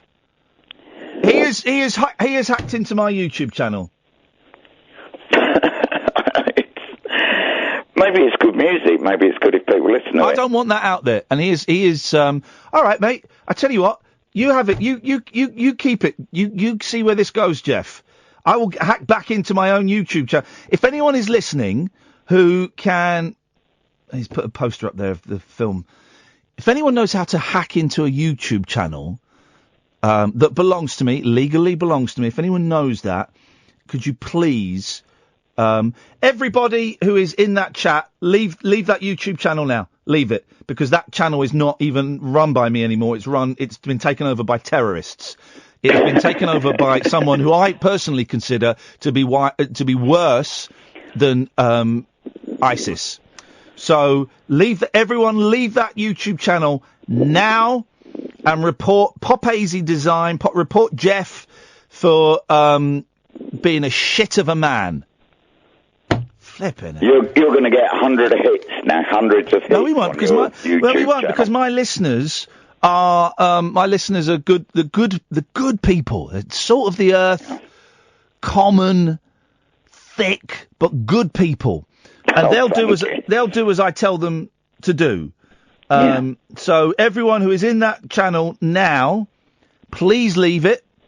Please leave it, because it's being run by a terrorist organisation, Pop-Azy Design. Terrorists. One thing, you had that lady on about ghosts. Yes, mate. Have you ever had it off with a ghost? No, but why is it when people describe a ghost, they're always from the sort of 17th, 16th century. They're always highwaymen or pirates or someone like that, if they're men. Or the Queen and of Sheba. If they're women, they're from the same centre and all have long gowns and a bonnet. Why don't you have someone from the 80s, a rapper in a shell suit? That's a good... yeah. That's a good question. It's always that stereotype, isn't it? There's never someone... I don't know. Like I said, some bad fashion person in a shell suit. Yeah, just like, like someone from a council estate, or a bin man, or a peasant. Yeah, it's always someone, I don't know, that sort of figure, isn't it? So are you saying then that you have not had sex with a ghost? I've been to bed with some women who might as well have been. All right, mate. That's come on now. Let's keep the misogyny out of this. All right. Let's go to Jerry. Good evening, Jerry. Hello. Hello, Jerry. Hello. Hello. Hi, can you hear me? Yes, I can. It sounds like you've been crying. You've been crying. I'm struggling with that. You're having a bit of a tough time. Yeah. Yeah. Do you want me to come and give you a tickle? Yes, please. Yeah. Come and tickle you. Thank you. Yeah. The problem I have is YouTube. What? YouTube. Yeah. YouTube got your restrictions of law in. I've been hacked by a terrorist. Yeah, but I don't know what law he comes under. Yeah. Is it British law? British law. Or is it American? Well, It's very complicated. it'll come under the law of me punching him in the face in a minute, because I know roughly where this guy lives. They got all his computers. Yeah, I bet his hard drive is a thoroughly unpleasant place to be. I wouldn't want to be in his hard drive. Well, some of the people get IP address, don't they? Yeah. YouTube. I'll find him. His name is Jeff. He's at Pop-Azy Design, and he's going to get what he has done now is illegal. This isn't a joke. It's not a bit of fun. This is actually illegal. He has broken the law, and he will pay the price for that. He will pay a very severe price for that, because he will go to prison, and in prison, here's the thing I know about prison, right? Within prison, there is your very own legal justice system, right? And prisoners do not take kindly to the worst in prison, the worst kind of person you can be is a hacker. And if you go into prison for hacking, well, let's just say you don't get treated very well at all. You get treated very, very badly. Do you know what I mean, Jerry? Yeah. Okay. All right. Go and rest. Go and meditate. Go and pray. I'll pray. Okay. Yeah. You pray every day. We I just. manage Huh? I manage that to account. We're coming for you. Okay. Exactly. Thank you, Jerry. Thank you very much indeed. 03444991000. I'm fuming here. Let's go to the adverts. The Late Night Alternative with Iain Lee. On air and off the leash. On Talk Radio. We're going to carry on doing the radio show, despite my YouTube channel being hacked by someone who's worse than a terrorist, as far as I'm concerned. A guy called, his name is Jeff. He's a failed teacher. He got the sack from teaching a made-up Mickey Mouse course because he was rubbish at that. He's a failed filmmaker. He's a failed human being, as far as I'm concerned. His name is Jeff. Pop Hazy Design. Going to be getting some strong legal. Some strong legal stuff is going to come. It's coming your way. Let's go to G. Good evening, G. Hello, buddy. Yeah, come on, man. Let's do this. I was just wondering what the hell's going on with YouTube. Everybody seems to be just taking over. I've been hacked, mate. My YouTube's been hacked. This Jeff dude, he seems to think he's got something on you. Jeff has got a film of me, a documentary of me, that I do not want released for various reasons. Jeff knows that I suffer with mental health issues and that my mum is in a wheelchair, and yet he still wants to release that film despite those things. And I'm having sexual dysfunction at the moment, and yet he still wants to release that film. Well, screw you. He will not release it, because if he does, he's a dead man. Right. Screw you, Jeff. Go on, say it louder. Screw you, Jeff. Louder. Jeff, you're a bag of shite. Thank you very much indeed. All right, let's just keep the language in check, please. Good evening, James. You're right, Ian. What did your car fail on? It failed on the brakes and a tyre and a light and a windscreen wiper. Well, get a new T-shirt then.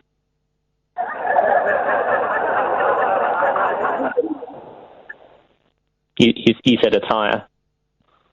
Oh, that's fair play. That's fair play. That's good. That the audience you've got there were right to laugh. Thank you. No, James. Thank you. That was really good. Let's go to Angela. Oh, Angela, you must have had it off with a ghost. No, Ian, I haven't had it off with a ghost. You sent me a picture of your séance the other day. What did you think? I thought it looked horny. Do you know what? When we started it, me and my friend Tony, we was in the kitchen having a drink. Good evening, anyway. Yeah. And my partner was upstairs getting the tripod, and we went out, and the thing itself, it went straight to the W. Yeah. W for what? That's what we couldn't understand. But we might be doing it Saturday if it's a bit fine. Have you ever done sex magic? Because this is a true thing, right? This isn't even me doing a joke. Witches will tell you that we are at our most spiritually and magically powerful just at that point before an orgasm. And that if you have a séance whilst you're doing it, whilst you're having sex, this is true, I'm not even doing a joke, that you will get more famous spirits come and talk to you. Have you ever done that? No, not yet. Don't want to go that too far. I just want to pay some money for Nigel. Because he's lost his mum. Oh, yeah, okay. I just said to my team, we'll talk about it on Saturday. If they, because they want to put a YouTube channel on for me. Yeah. And I thought that was kind of them. But I was just wondering about your YouTube. Yeah, it's been hacked by scumbag. All your stuff is there, though, on this end. Is it still, the stuff is still, I'll probably start deleting it because he's a scumbag. He's one of the lowest forms of human life possible. Yeah, I'll keep an eye on it for you at this end if you like, Ian. Please do. I was logged in and then I typed a comment, and then as soon as I typed a comment, it logged me out again, and I can't log in now. Have you got a second password to go into YouTube? The password was monkeys69, and that doesn't work anymore now. Have you got a spare password that you can... A spare password? Is that a thing? Yeah. If you have a second password... People can have a spare... So you've got one password, like your main password, and then you have a spare password? I don't think that's a thing. Is that a thing? But from what I can gather, you can have... quite a few people tell me to have a second password. I didn't know that was a thing. I don't have a second password set up. Oh, well. Well, I know for next time, Angela. Thank you for your help. Yeah. No worries. Good luck with the ghosts. Let's go to Ray. Good evening, Ray. Good evening. You're not going to like this call. Well, don't make it then. No. You're not going to like it for the pure reason why I'm just going to praise you. Okay. Here we go. You've taken a little bit of flack this week with regards to your appearances on GMB. It turns out when I go on Good Morning Britain, as I have done every day this week, I'm on there again tomorrow, guys. People get really angry on Twitter. Some of the language. I've been called the C word just because I went on and talked about showbiz. Who's this C word? And you got done for touching the Emmerdale actor. Oh, yeah, that was weird. There's this lad, he's 19, right? He's never done a live TV show before, and he was really, really nervous. And so I was chatting to him before to reassure him, and during the interview, I think I just tapped him on the arm a couple of times just to kind of... Sure you did. And someone saying that I was like some sort of sex criminal or something. Yeah, ridiculous. And I've got to say, the first person to jump to your defence was your lovely producer. Thank you, Hayley. It's appreciated. That's very, very kind of her. She does a good job. No, not Hayley. It's the only producer I've got here at the moment.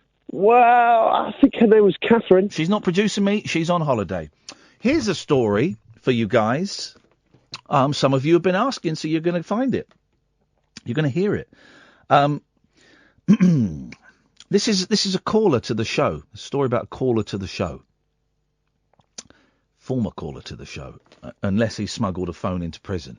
You seen this? Man who called for... It's not a great story, right? It's not a fun story. It's why I'm trying to get the tone right. It's Jonathan in Swansea who used to call in.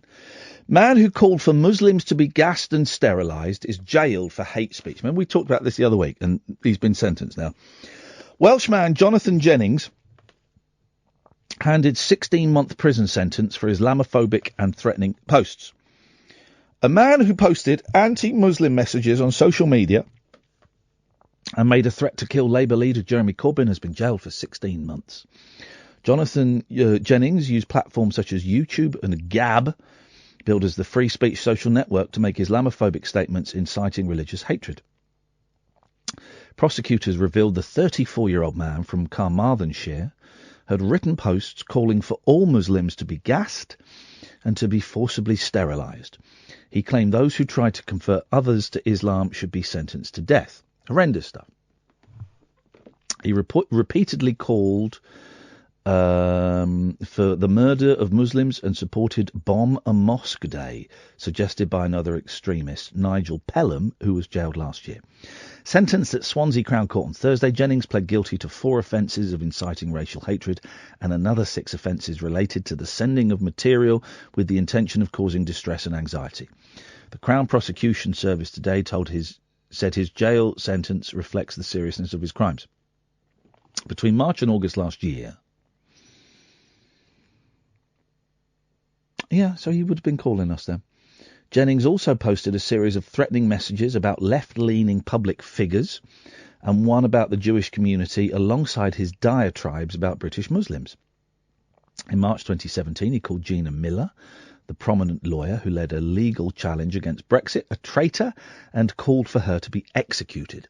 Wow.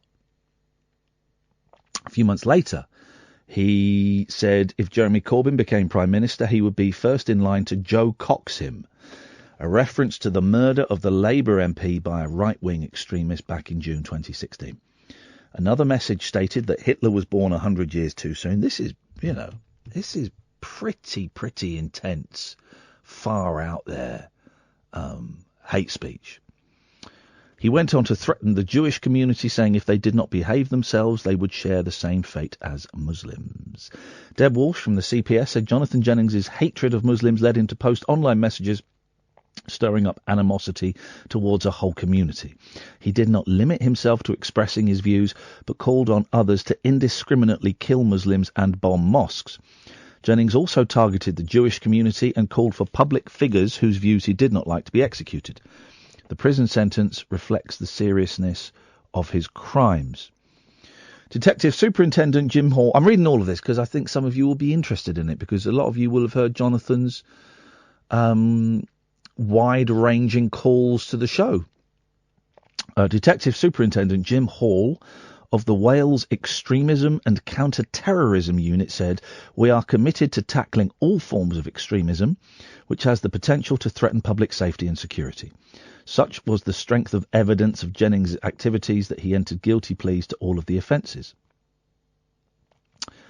Okay, and it goes on and it goes on and it goes on.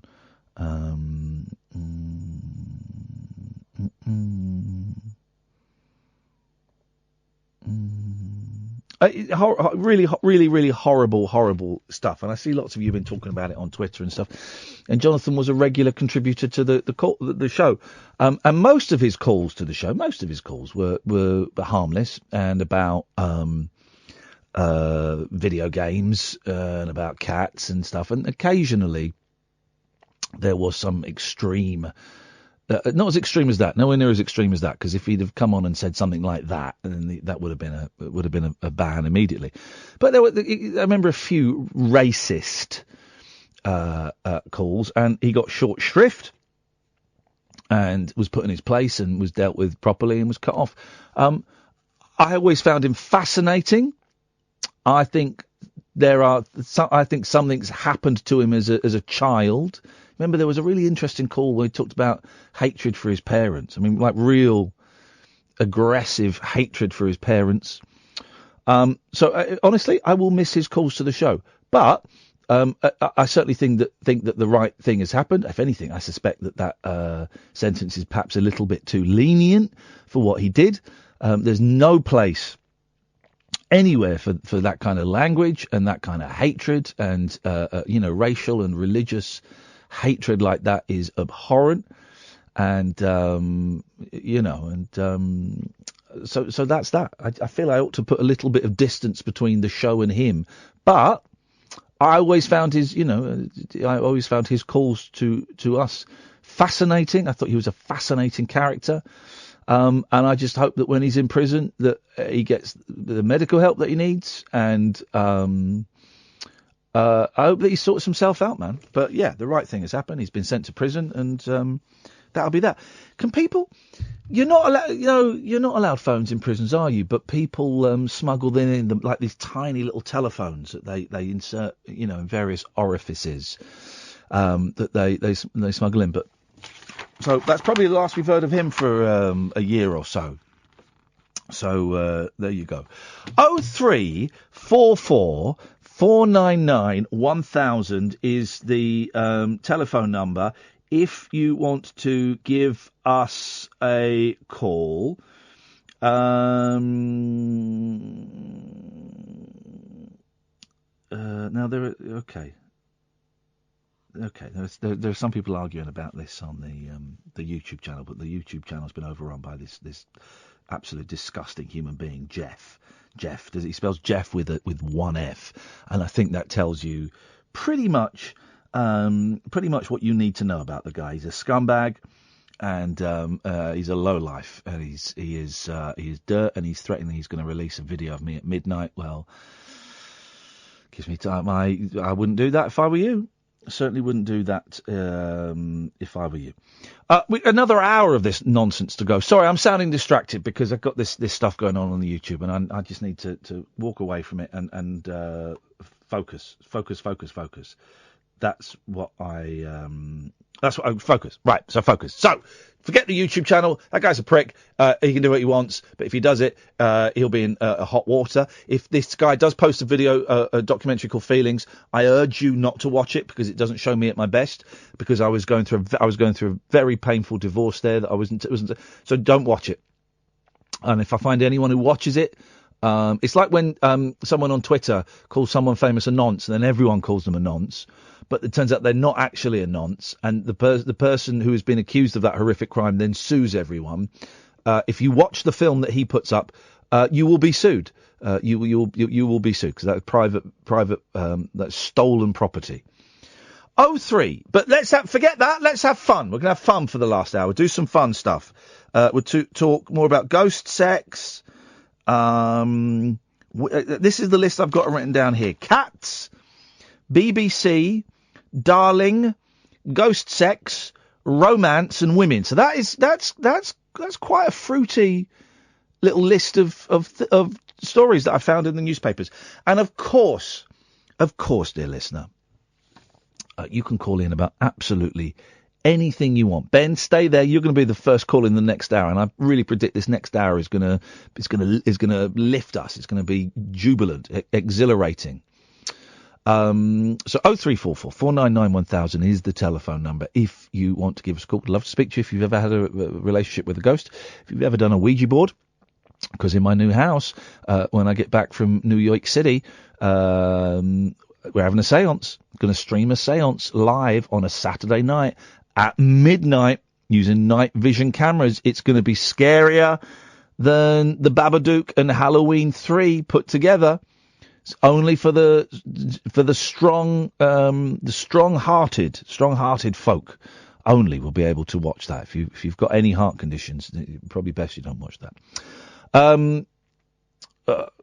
Don't even look at the 0344 499 1000, the late night alternative with Iain Lee on Talk Radio.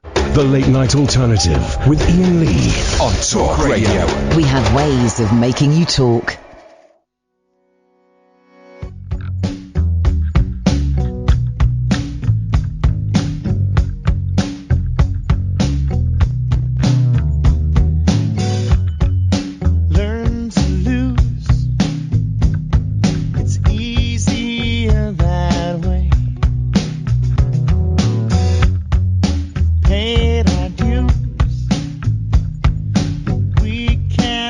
Life, babe.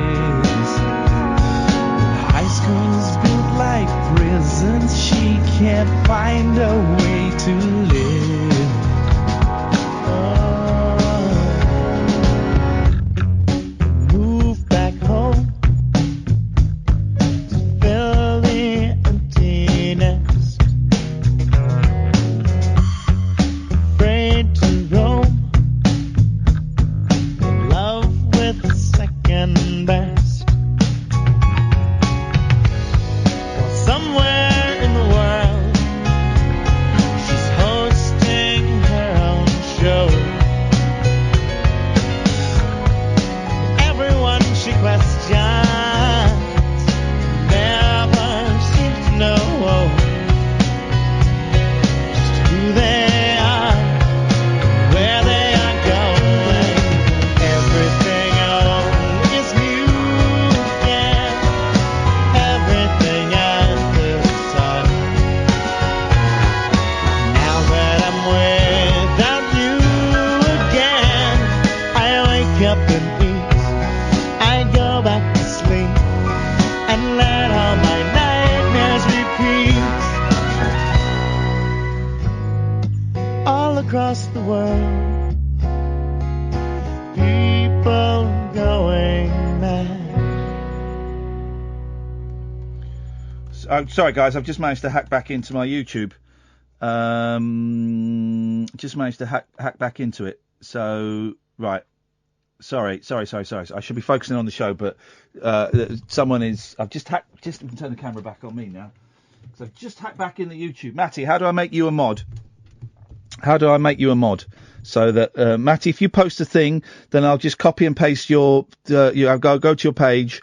Sorry, guys, this is not exciting radio listening, but this is actually... Some things are more important than the radio. My dignity, my privacy, and... stuff. So could you just bear with me for a minute? Matty, post your thing so I can copy and paste your link. Right, here we go. Right, hang on. Oh, balls. Stop. Everyone stop typing. You're all idiots. Go to channel. Got back in there, guys. Get all this crap off of my screen. Got that. Hang on. Creators. Ben. Hello, Ian. Hello, Ben. Ben, I'm just trying to... Hang on a minute. I'm just hacking back into my YouTube and just doing a little bit of... Okay, Ben? Yeah, I've only been in about half an hour, but you started talking about this fella, Jeff. He's hacked into my YouTube, but I've managed to hack back in. So what is he... How long has he been calling for? I've never... He's never called in. Oh, he's never called in, mate, because he's a coward. He hasn't got the balls to call in. Matty, get that crap off the screen. Get that propaganda off the screen. Let's end that now. He's never called in because he hasn't got the balls, mate. He hasn't got the balls for it. He's full of it. Video games and cats. I mean, and this hacking. I just go. He sounds like a very sad man. He needs to get himself a girlfriend. He's a loser. He's a loser. He needs to stop doing all the Matthew, please get this crap off the screen, mate. I've made you a mod again, and just get all this rubbish off of the screen, please, for crying out loud, man. It's making me I want to puke now. And what else? You got ghosts? What else was it? Sorry? You said something, ghost? Yeah. Have you ever had sex with a ghost? We've spoken to a lady tonight who's had sex with a ghost. Yeah, no, I haven't. What is it that you said about succubus? That's the one that comes. He said succubus, guys. Even I went for the dump button. He said succubus. Is that what it is? There's a succubus, yeah. That comes and and the incubus. I think that's the one for the ladies. That's another one for the ladies as well. Yeah, they had a band called Incubus. You remember? Oh yes, I do remember Incubus. Yeah, that was. Yeah, I think it's a male. Spirit that makes love to the ladies, isn't it? I think it is succubus. That's Jeff's only chance if he gets himself a succubus. Yes, man. Anyway, no, I haven't seen a ghost. All right, Ben. Nice one. Right, I'll dash. Keep your eyes peeled. Keep your eyes peeled. You never know. Good evening, Dom. Don't use my real name, you pillock. I was promising on a minute, and none. You can't. But it says Dom on the screen. Call me Tony. No, not Tony. Sebastian. All right, Seb. Well, no, Seb's a deviant's name. Call me Rob. All right. All right, Rob. Yeah. I'll call you Don. Who's Don? You're Don. Okay. There won't be any confusion. People won't think it's Dom. No, there's Don with an N. They're not Don with an M. That's Nod. Hang on. Yep. Come on, what?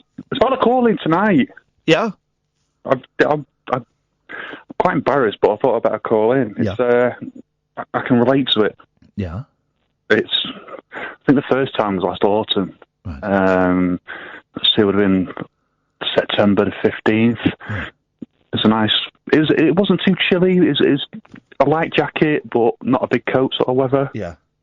I went down to the local farm, and I know where he keeps them. And I went to the stone shed towards the back of the field. Yeah. And I saw the one that I liked most. And what are you talking about? Having sex with goats. God, for God's sakes, man. Let's go to Jeff. Hey, is this Jeff? It is. You said I didn't have the cojones to... No, you don't have... You've never phoned in before because you're a little blackmailing SH1T. You're worse than ISIS. You're lower than ISIS, you are. Well, I managed to hack back into my channel. Andrea was right. There was a second backup password that people don't know about. So I've hacked back in the channel, and I've got modship again, and I've given the modship to Matty, and I've given it to Catherine, and I've removed it from you. So you remove that video, you apologise, and this ends here. I managed to achieve what I wanted to achieve. I had that channel for 2 hours. I've now got a lot of people knowing exactly what it is that they were missing from that film. Take that, Matty, in the title. I pressed the dump button so they didn't hear that. Feelings. There we go. I've just taken you off air so they can't hear that. Yeah, go on, carry on, mate. Well, I think it is only fair that people actually know what took place. What took place is I was having an emotional breakdown. I was at a very low point in my life. You took advantage of that. It was before I'd gone on the jungle, and so you knew that I was at rock bottom. You took advantage of me. You filmed me recording substandard work. I decided I didn't. Right, yeah. Shut up. I decided I didn't want that released. And yet you then said I owed you something like £25,000, which is rubbish. That sum was never... That's not me, that's Dan. You know full well that is the money that Dan is owed. Dan is owed nothing, mate. Dan got 50 quid. He spent a long time trying to master your voice and make it sound somewhere near half decent. Mate. The problem was his backing tracks were crap. The voice was spot on. Unlike Karen Carpenter, I never hit a bum note. So you can stick that right up your jacksie. You released that film. But this is why you don't want the film out there, because you know full well how much it is auto-tuned. I don't want the film out there because I don't want the film out there. That should be enough. You cannot. Let's secretly film. Let's go back to the true reason why you wanted it filmed. Because all of this, I begged you to film it and I pressured you into it. I was visiting my good friend Dan, and I got you turning up at Dan's door saying, Dan, let's make an album. This is and you said, Jeff, have you got the camera with you? Come in, Jeff. Come on, Jeff. Come and film this. This is going to be great. Do you know what? People like you make me sick. Talentless. You got sacked. You were a teacher of media studies, and you got sacked from that. Why don't you? That should be the first thing you say when you come on the air is, "Hello, I'm Jeff, and I was a teacher in media studies, and I got the sack from that." That's how little society values me. I couldn't even manage doing that. My dog could teach media studies and not get the sack. And this is where you get personal. You throw insults at me. Personal because you should be ashamed of yourself because you have blackmailed me. You know that blackmail's illegal, right? You know that, yeah? Yeah, but the truth of the story isn't that I blackmailed you. It's the other way round. That when we started this, you asked me, or you forced me to stay. I had my 2 kids with me, and we went to see Dan. And you. Well, I've since found out they weren't even your kids. You'd hired those kids to make it look like you had a family. They were actors. I've seen those kids in Spotlight. Those aren't your kids. Why? What kind of sick mind would do that? Hello to my kids. My poor daughter was looking at you, going, "Is that Iain Lee? Is that Iain Lee?" What kind of sick person hires children so it looks like they've got a family? You are. You just make it up as you go along. You are absolute. I tell you what, I don't make it up as I go along. Here's something, right?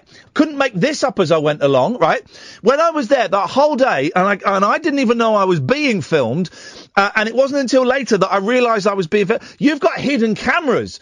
You had cameras. You had buttons on your shirt. I've since found out that were actually 4K cameras, and you filmed me. You filmed me.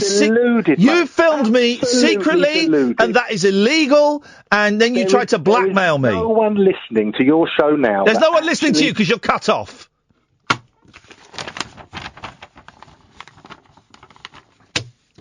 Adverts, please.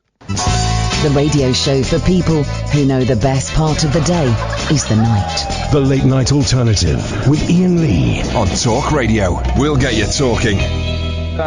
Let's try and have some fun. Let's have some fun before Paul Ross comes in at 1 o'clock. Let's try and have a little bit of fun. I just want to have some fun. All I want to do... I'm just a guy going through life's issues, and I just want to have fun. That's it. This is a fun story. Footballer Jermaine Pennant has told how he covered up the massacre of his girlfriend's... That's not fun. That's not a fun story. It's horrendous. Sorry, I thought this was a fun story. Here's a serious story that's got a fun twist to it, actually.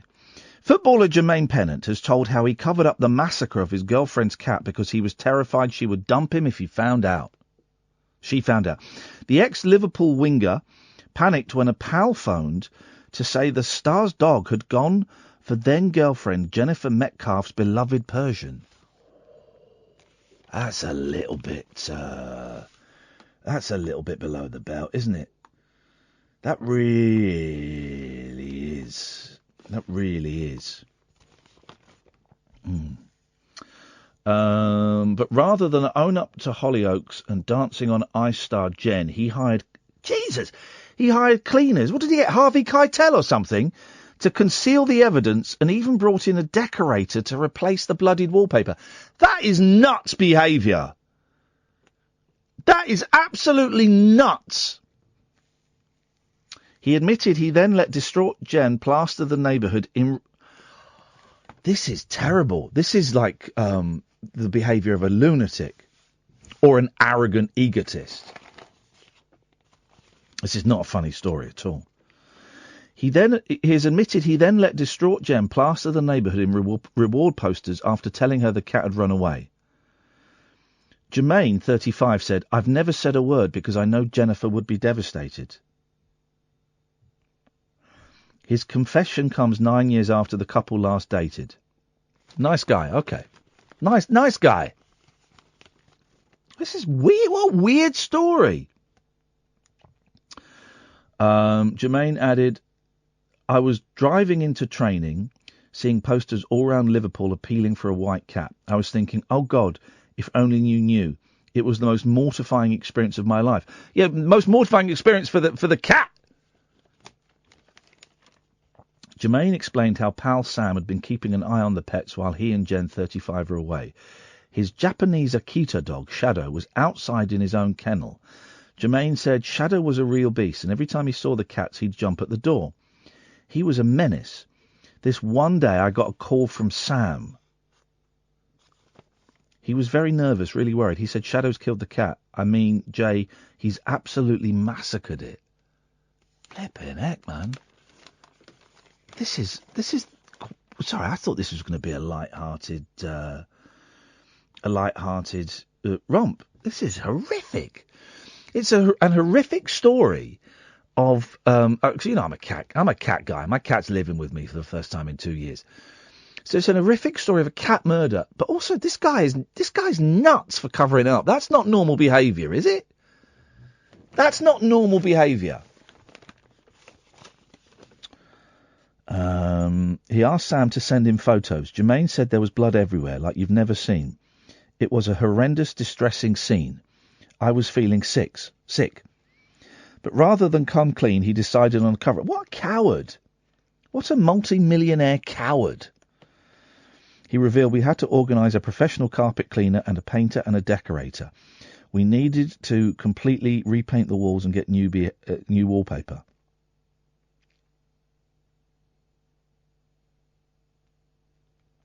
Confessing to the horror in his book Mental, Bad Behaviour, Ugly Truths, and The Beautiful Game. What a terrible title for a terrible human being's terrible book. Jermaine defends his action, saying he did not want to lose Jennifer. The pair dated from 2007 to 2008, and then briefly in 2009. He tells her... Oh, so he tells her in the book. He's not told her.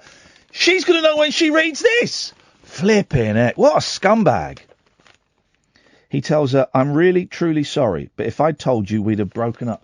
What an absolute scumbag of a human being. That's awful behaviour, man. That is awful. Alistair, you can put the phone down, man. You're not coming on. Do you remember when you called me an F and a C-bomb? That kind of sealed your fate, that you wouldn't be coming on the show again. So put the phone down, man. You're wasting your time.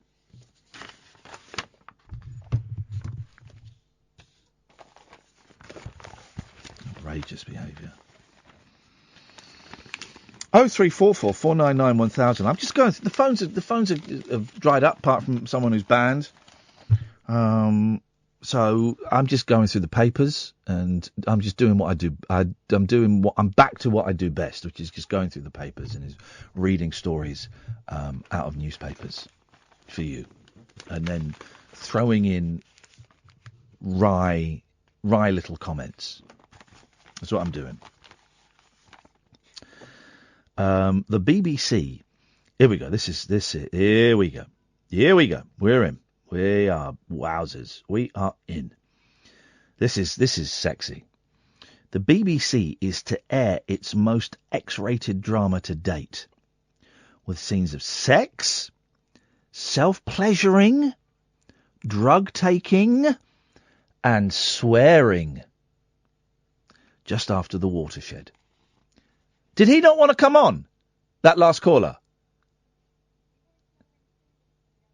Right, don't phone up to talk to the production team, okay? If anyone else phones up just to talk to you, Hayley, ban them, right? Ban them, or put them on. Put them straight on air, and then when I've spoken to them, ban them. Don't phone up to speak to the production team. You're clogging up the lines. Wanderlust, starring Hollywood actress Toni Collette, has romping and 2 scenes featuring masturbation in the first 7 minutes of the 6-part series.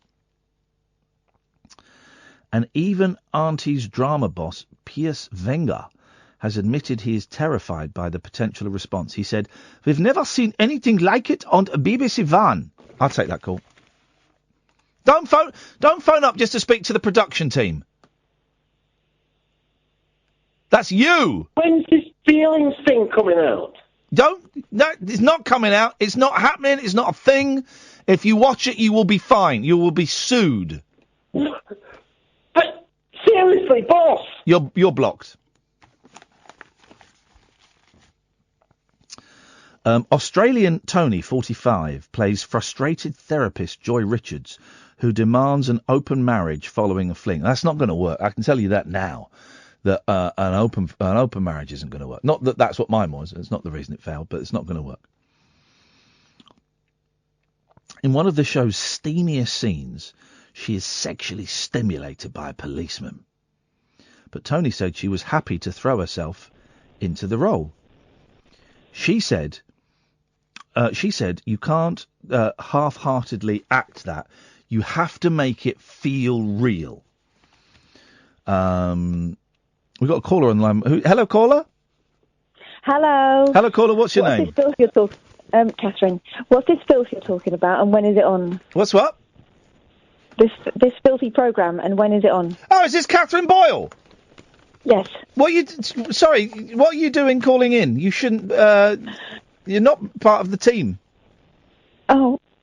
Yeah, so now I'm a punter, and you have to treat me with respect. I treat you with the respect that I treat all the other punters. You make me sick. How dare you phone me up and talk to me like that? You make me sick, you're drunk. It's kind of kinky hearing it from this end. Is that working for you? Well, no. People like you make me sick. Phone it up and thinking that you can come on and say what you want to say. You disgust me. Oh, hang on.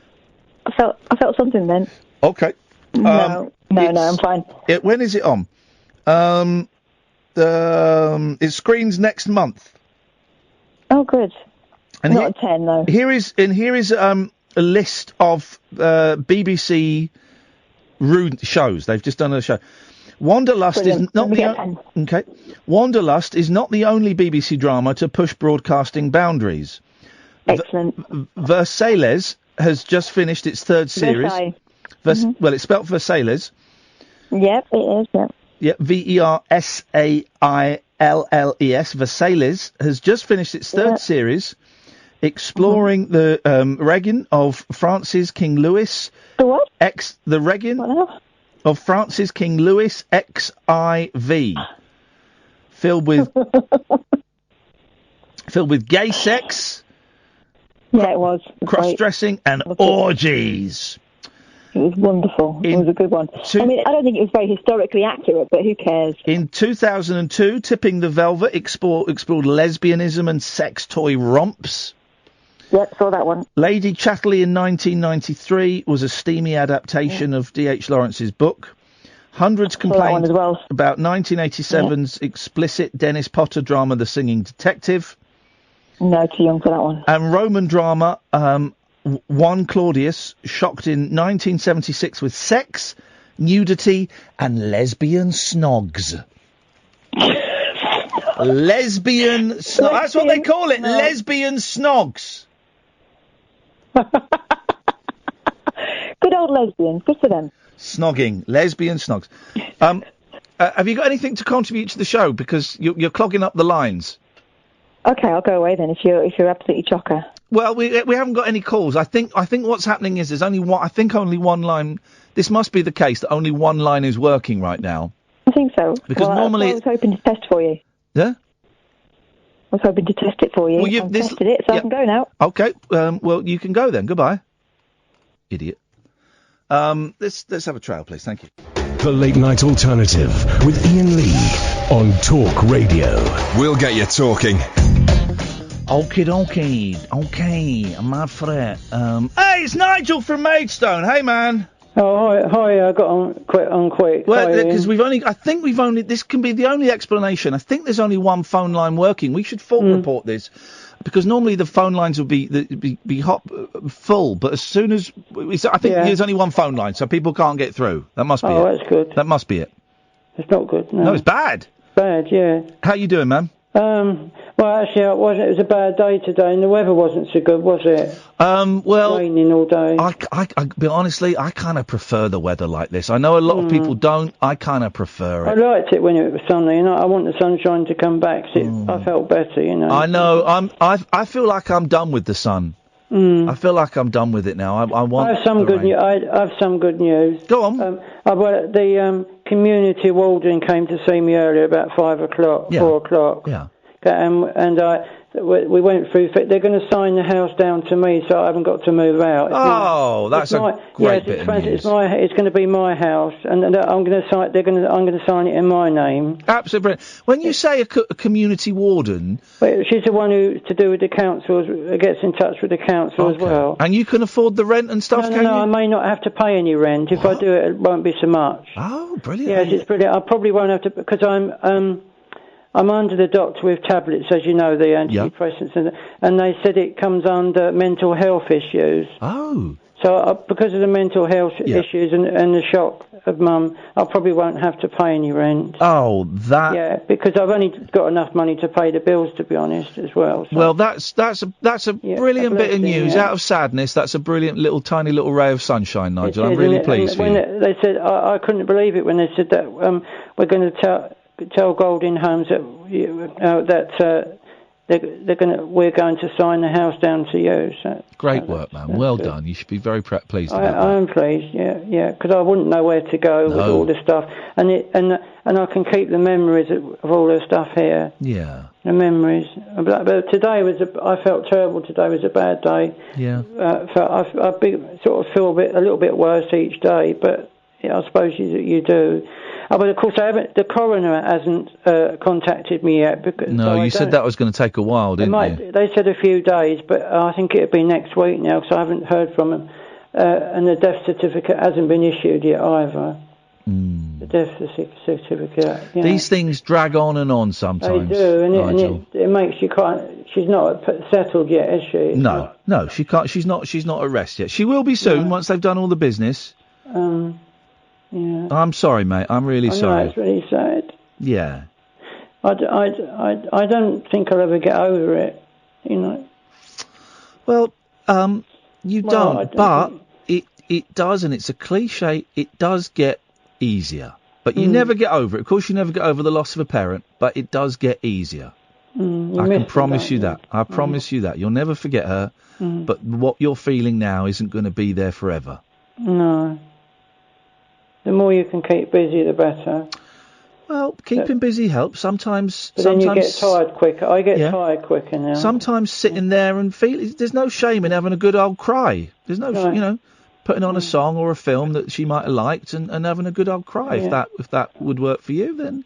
I had to sleep earlier for a couple of hours and then got up and did the washing up because I seem to be tired since it's all happened. It's draining. It's draining, because you've got so many things going on your mind, haven't you? Yeah. With the house and her, Yeah.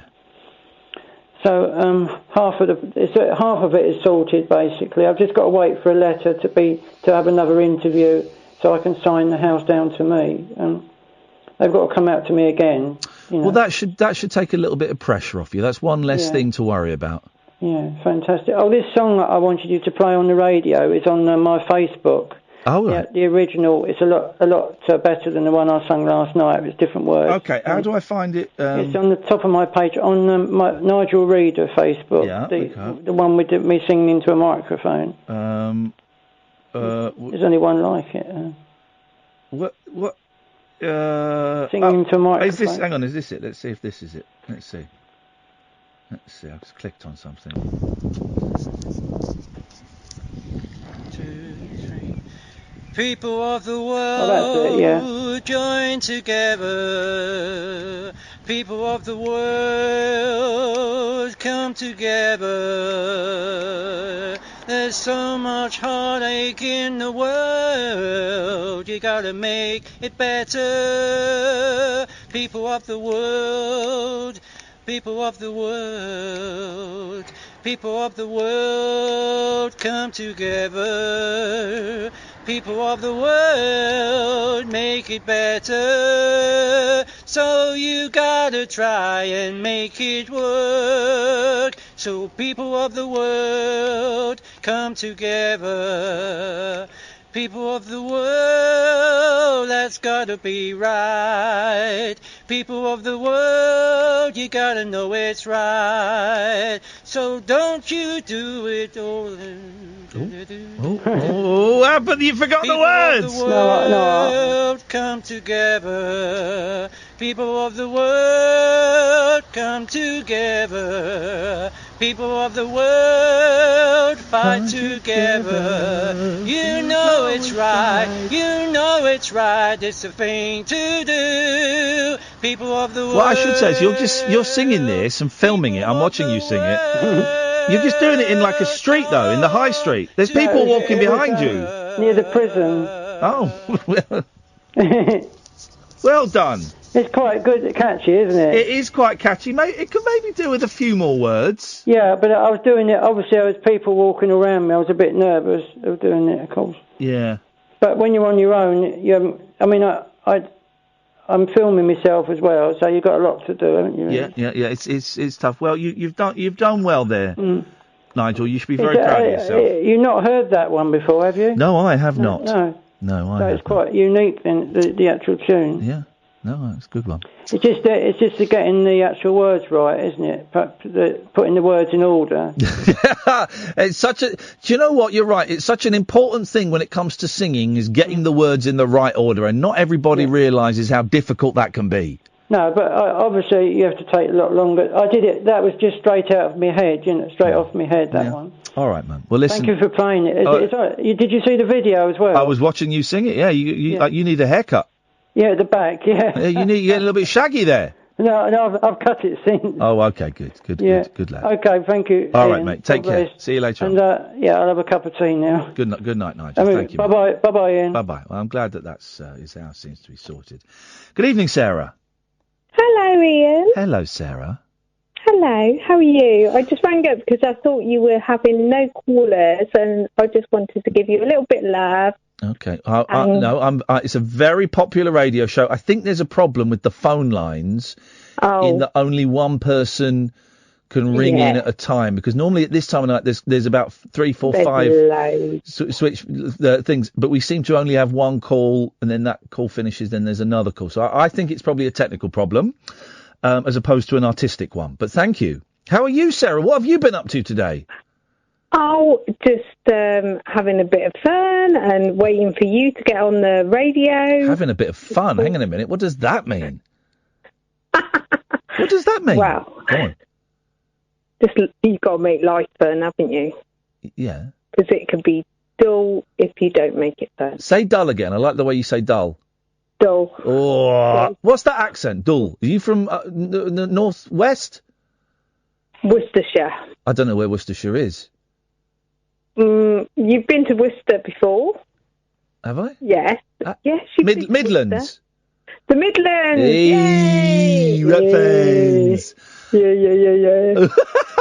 When you say having fun, you mean drinking? Well. Oh, come on now. It would be rude not to. Yes. I'm not on the air tomorrow night, Sarah, I'm afraid. Oh, what am I going to do? What am I going to do without you? That sounds sarcastic, if I'm completely honest, No, young lady. no. Oh. That sounds sarcastic. What are you doing? I'm off to see Stephen Page tomorrow night. I'm taking. Are you? Yeah, I'll take the night off. I'm going to see Stephen Page at the Union Chapel.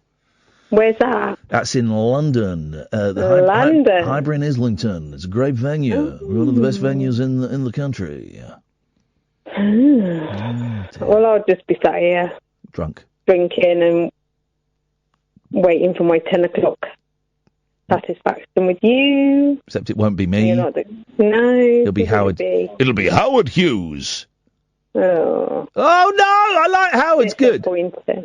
Huh? Disappointing. Well, why don't you have an early night? What, tonight? No, tomorrow night. Why don't you download Tinder on your phone? Well, I could do. Download. Tell you what, you can conduct some sex experiments for the show tomorrow. Why don't you download Tinder, and instead of listening to Howard, Tinder, right, and see what happens. This could be the start. This could be the start of something big. Really? Could be. You know what? Well, you know what it is. No. You don't know what Tinder is. You're recommending Tinder to me? But do you know what it is? No. Well, then if you don't know what it is, I'm recommending it to you. I think you could be in for a real nice surprise. Okay. Okay. You sound down. What's wrong? What is Tinder? It's a dating app. Oh. No? No. Not happening? I thought this was the dating app. Thought I was ringing you for a date. That's a bit weird. No. Because I just don't have no. But don't ring me. I'm not. You didn't ring me. I'm not going. Well, I'm not going to. That would be weird. That would be weird. Yeah. Okay. Well, I'll go on to Tinder. Okay. Okay. Thanks. Bye. Okay. Thanks, Sarah. Bye. Weirdest call of the night by quite a long way. I think so. The Late Night Alternative with Iain Lee. Unfiltered Night Talk with the original king of unconventional conversation on Talk Radio. We have ways of making you talk. Paul Ross is on at 1 o'clock. Someone needs to tell him that there's only one phone line working, because normally we'd have 3 or 4 calls lined up now, and we've only got one at a time. So it seems that you can't phone in until the call has gone off the line. So we need to get that fixed. We need to get that fixed by next week. It won't be a problem for Howard tomorrow, but for me it's going to be a big problem. So we need to get that fixed for tomorrow, for Monday. Sorry. Let's go to Sausage Vince. Good evening, Sausage. Hello. Hello, Sausage Vince. What can I do for you? Well, I'm a first-time listener. I'm driving home late at night, and I wanted to hear a bit about the deadline day. So I thought I'd put some... driving home for Christmas. Well, aye, you know how it is, but it's not Christmas. No. Well, but you're still driving home, hopefully, so that you'll be there at Christmas. Well, I hope so. Fingers crossed. Be my first Christmas your pardon? living alone. I'm really not looking forward to it. All right, okay. Glad you can see the humour in it. But I stumbled across your show and I was like, yes. What on earth is this? So I thought I would give you a call so you could tell me Yes. what it is? Does it have a format? What's the score, mate? Gosh, format. Do you That's have such a an format? That's such an old-fashioned word. Oh, is it? It is. Well, Ye olde format. Why would we have a format? The format is, if you want to, if you want me to speak in two-dimensional terms, the format is Monday to Friday from 10 o'clock. I come in and I sit down and we open up the phone lines, we open up the microphones, and we see just what the bloody hell happens. All right, okay. And anyone can phone in about absolutely anything they want. So this is like a meta phone call because I'm phoning in about the phone call. Man alive, we have just, we're now in the fifth dimension with this phone call. But so, what do you normally listen to? Were you trying to find Talk Sport then? Well, I'm not a big radio listener, but it was deadline day, and I've been on aeroplanes all day, so I wasn't able to follow it. In detail. Well, Talk Sport. So we're Talk Radio, and Talk Sport is in the office next door, and they're horrible thugs. And I do know that Tottenham have made sporting history by not buying or selling anyone. Indeed, that's my team, you see. Yeah, you see, and I don't know anything about sport, but I know that much. And I know that another football team paid something like £75 million for a goalkeeper. That's ridiculous. A goalkeeper nobody's heard of. Exactly. That makes me suspicious, Sausage Vince. What does it make you suspicious about? I think there's some kind of scam going on. There's always a scam going on. It's just what the market will bear, though. I don't know. I don't really like sport. It doesn't do it for me. So I don't. I've literally used up all of my sporting knowledge. That was pretty good, though. Thanks very much, man. Where does the name Sausage come from? Why did your parents choose that? I don't know. I never met them. Did you not? They died in a sausage factory. Wow. Incident. I don't like to talk about it. Well, not to make light of it, it's possible that I've eaten your mum. It is. You're not the first person that said that to me, you know. There you go. Well, I'm sorry that so many people are sexually disrespectful of your deceased mother. That must be very upsetting. Vince, You're the only one who mentioned sex, but that's cool, mate. Oh, dear. Monday to Friday, 10 o'clock, Vince. I look forward to more calls. Okay, mate. Tutty bye. What a nice man. I liked him. 0344 499 1000 is the telephone number. If you want to give us a call. That line is free now, so the one line that works coming into the studio is free. So if you've been trying to get through, it's not been working. Now it works, you see. Now it works.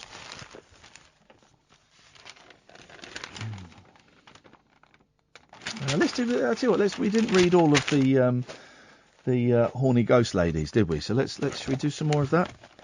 Where are they? Where are those damn horny ghost ladies? The ladies that claim to have sex with ghosts. By the way, that interview with Amanda, there's a bonus podcast. I've put that out as a bonus podcast. That is what's going to win me an award.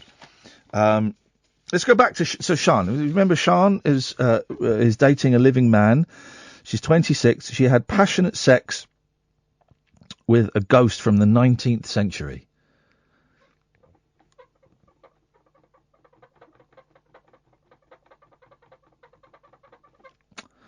After splitting from my long-term boyfriend 3 years ago, I rented a 16th century cottage in West Wales. I was immediate, and these are both, I don't know why it should be important, but these are both very attractive women. I don't know why that should be important. Maybe because I think attractive men and women aren't nuts. You know what I mean? If they were, unattractive men or women, you kind of think, okay, well, there's obviously something lacking in their lives. So they have to make up this stuff to, kind of. But these are very attractive people. I mean, attractive people can be nuts and liars. So, I've been out with some, I was immediately taken by the painting of a handsome man above the mantelpiece, which dated back to 1820. Excuse me, a little yawn there. This is what doing this, and Good Morning Britain does to you. A few months after I moved in, I woke up to find a dark-haired, very good-looking young man lying next to me. He was fully clothed in a loose white shirt, a neck scarf and old-fashioned breeches. Oh, there's a picture of the guy. Do you know who this guy looks like? He looks like me. I'm going to show the... now I've got the YouTube channel back. I'm going to show the YouTubers this guy. This guy looks like me. That's the guy. You see that? There we go. That's me. That's me. That's freaky. I hadn't noticed that before.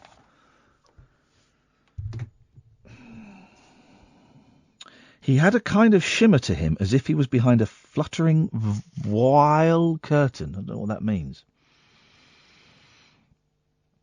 I told myself I was dreaming and rolled away from him. As I faced the wall, I slowly realised I wasn't asleep, and suddenly I was frozen with fear. Horny fear.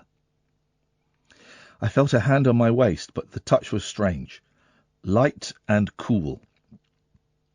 I looked at the man again and realised he was the one from the painting. We ended up making love for an hour. This is where I start to think this story is bullshit. For an hour?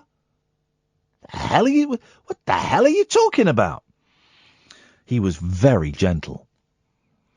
Even when he moved on top of me, pressing down, he felt almost weightless. It was very strange, but the sex was amazing. We made love 3 times before he vanished forever. I sobbed when he left. I guess I had fallen in love.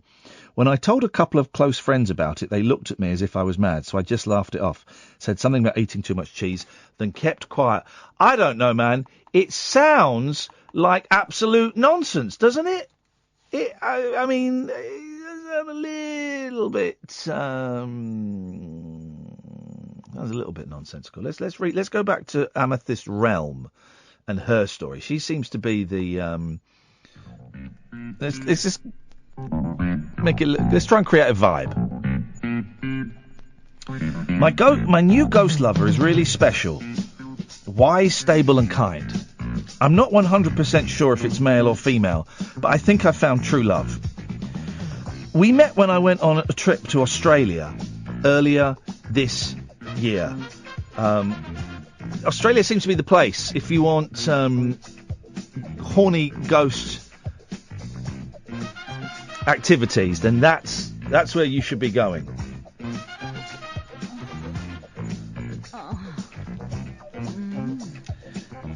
Spirits usually remain in one place, but I'm delighted this one followed me back to the UK. I was happy and excited, so excited in fact, we headed to the Plain Loo, and I'm now a member of the Mile High Club. Orgasms I have with my spirit lovers have been way deeper and more satisfying than any I've had with ordinary men. I have given up sleeping with human men.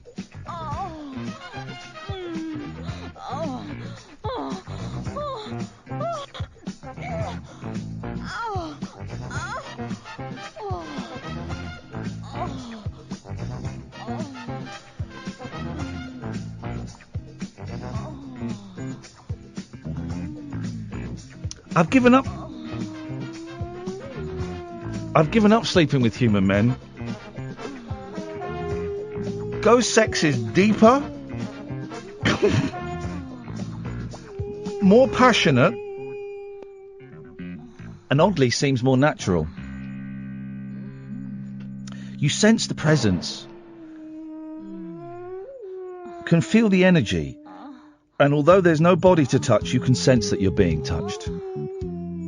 I know it sounds crazy, but I've been looking into having a ghost baby, and I don't think it's totally out of the question. I've always had the ability to communicate with the supernatural, and first started having spiritual sex when I was 18 and engaged. I was getting undressed for bed when I suddenly felt fingers fluttering their way down my spine, and a soft whispering sound, but no words, from behind. Paul Ross is not taking this seriously. Stop doing that.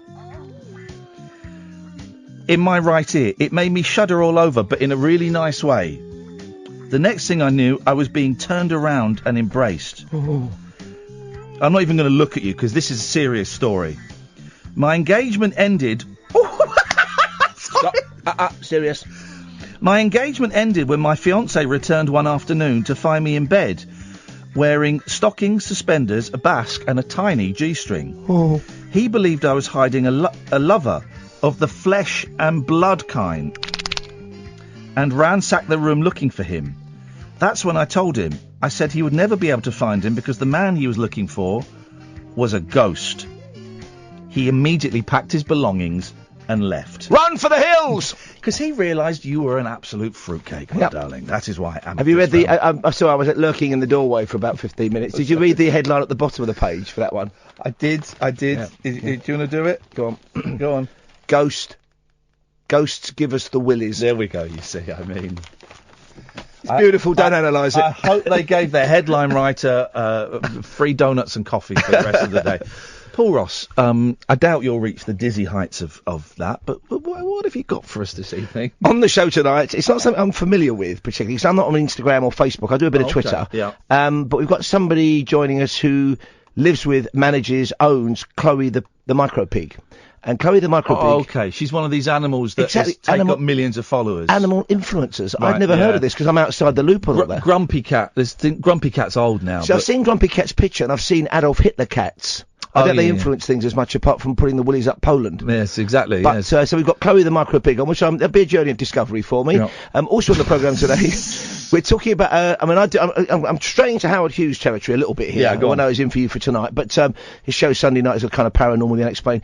In 1966, there was a remarkable UFO incident when a school full of children, including the headmaster, all had the same story. A large flat craft was being shepherded and trailed through the skies by Australian Air Force planes. I've heard this story. Half a dozen of them. Yeah. And now audio has been revealed on this, which seems to back up what happened. The headmaster, craven though he was, wouldn't come out of the school. He was too terrified. The children, we've got a couple of the children we're going to hear from as well. No. Who are now adults. 1966, it all happened. This happened. Yes. And now audio has emerged from the time. Only on like a primitive old dictaphone. It's been authenticated, so we're unpicking that one as well. That's incredible. Bizarre story. Have you heard the audio? I have, yeah, and it's basically a lot of kind of Australians, oh my God, type stuff. Okay. But one of them describes it and says quite clearly this thing's kind of being shepherded. Now, they're always, Occam's razor means you slice away at something and what's left is the truth. So it's more likely to be some kind of maybe prototype stealth bomber. But the Australians have never been at the forefront of aero technology, have they? Very backwards Just a country.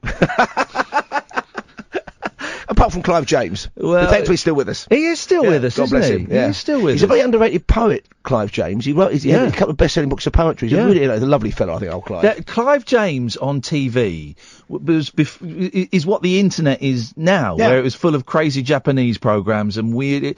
And now you get like an email every day. Have you seen this? Well, I did two series for Challenge TV of Endurance UK.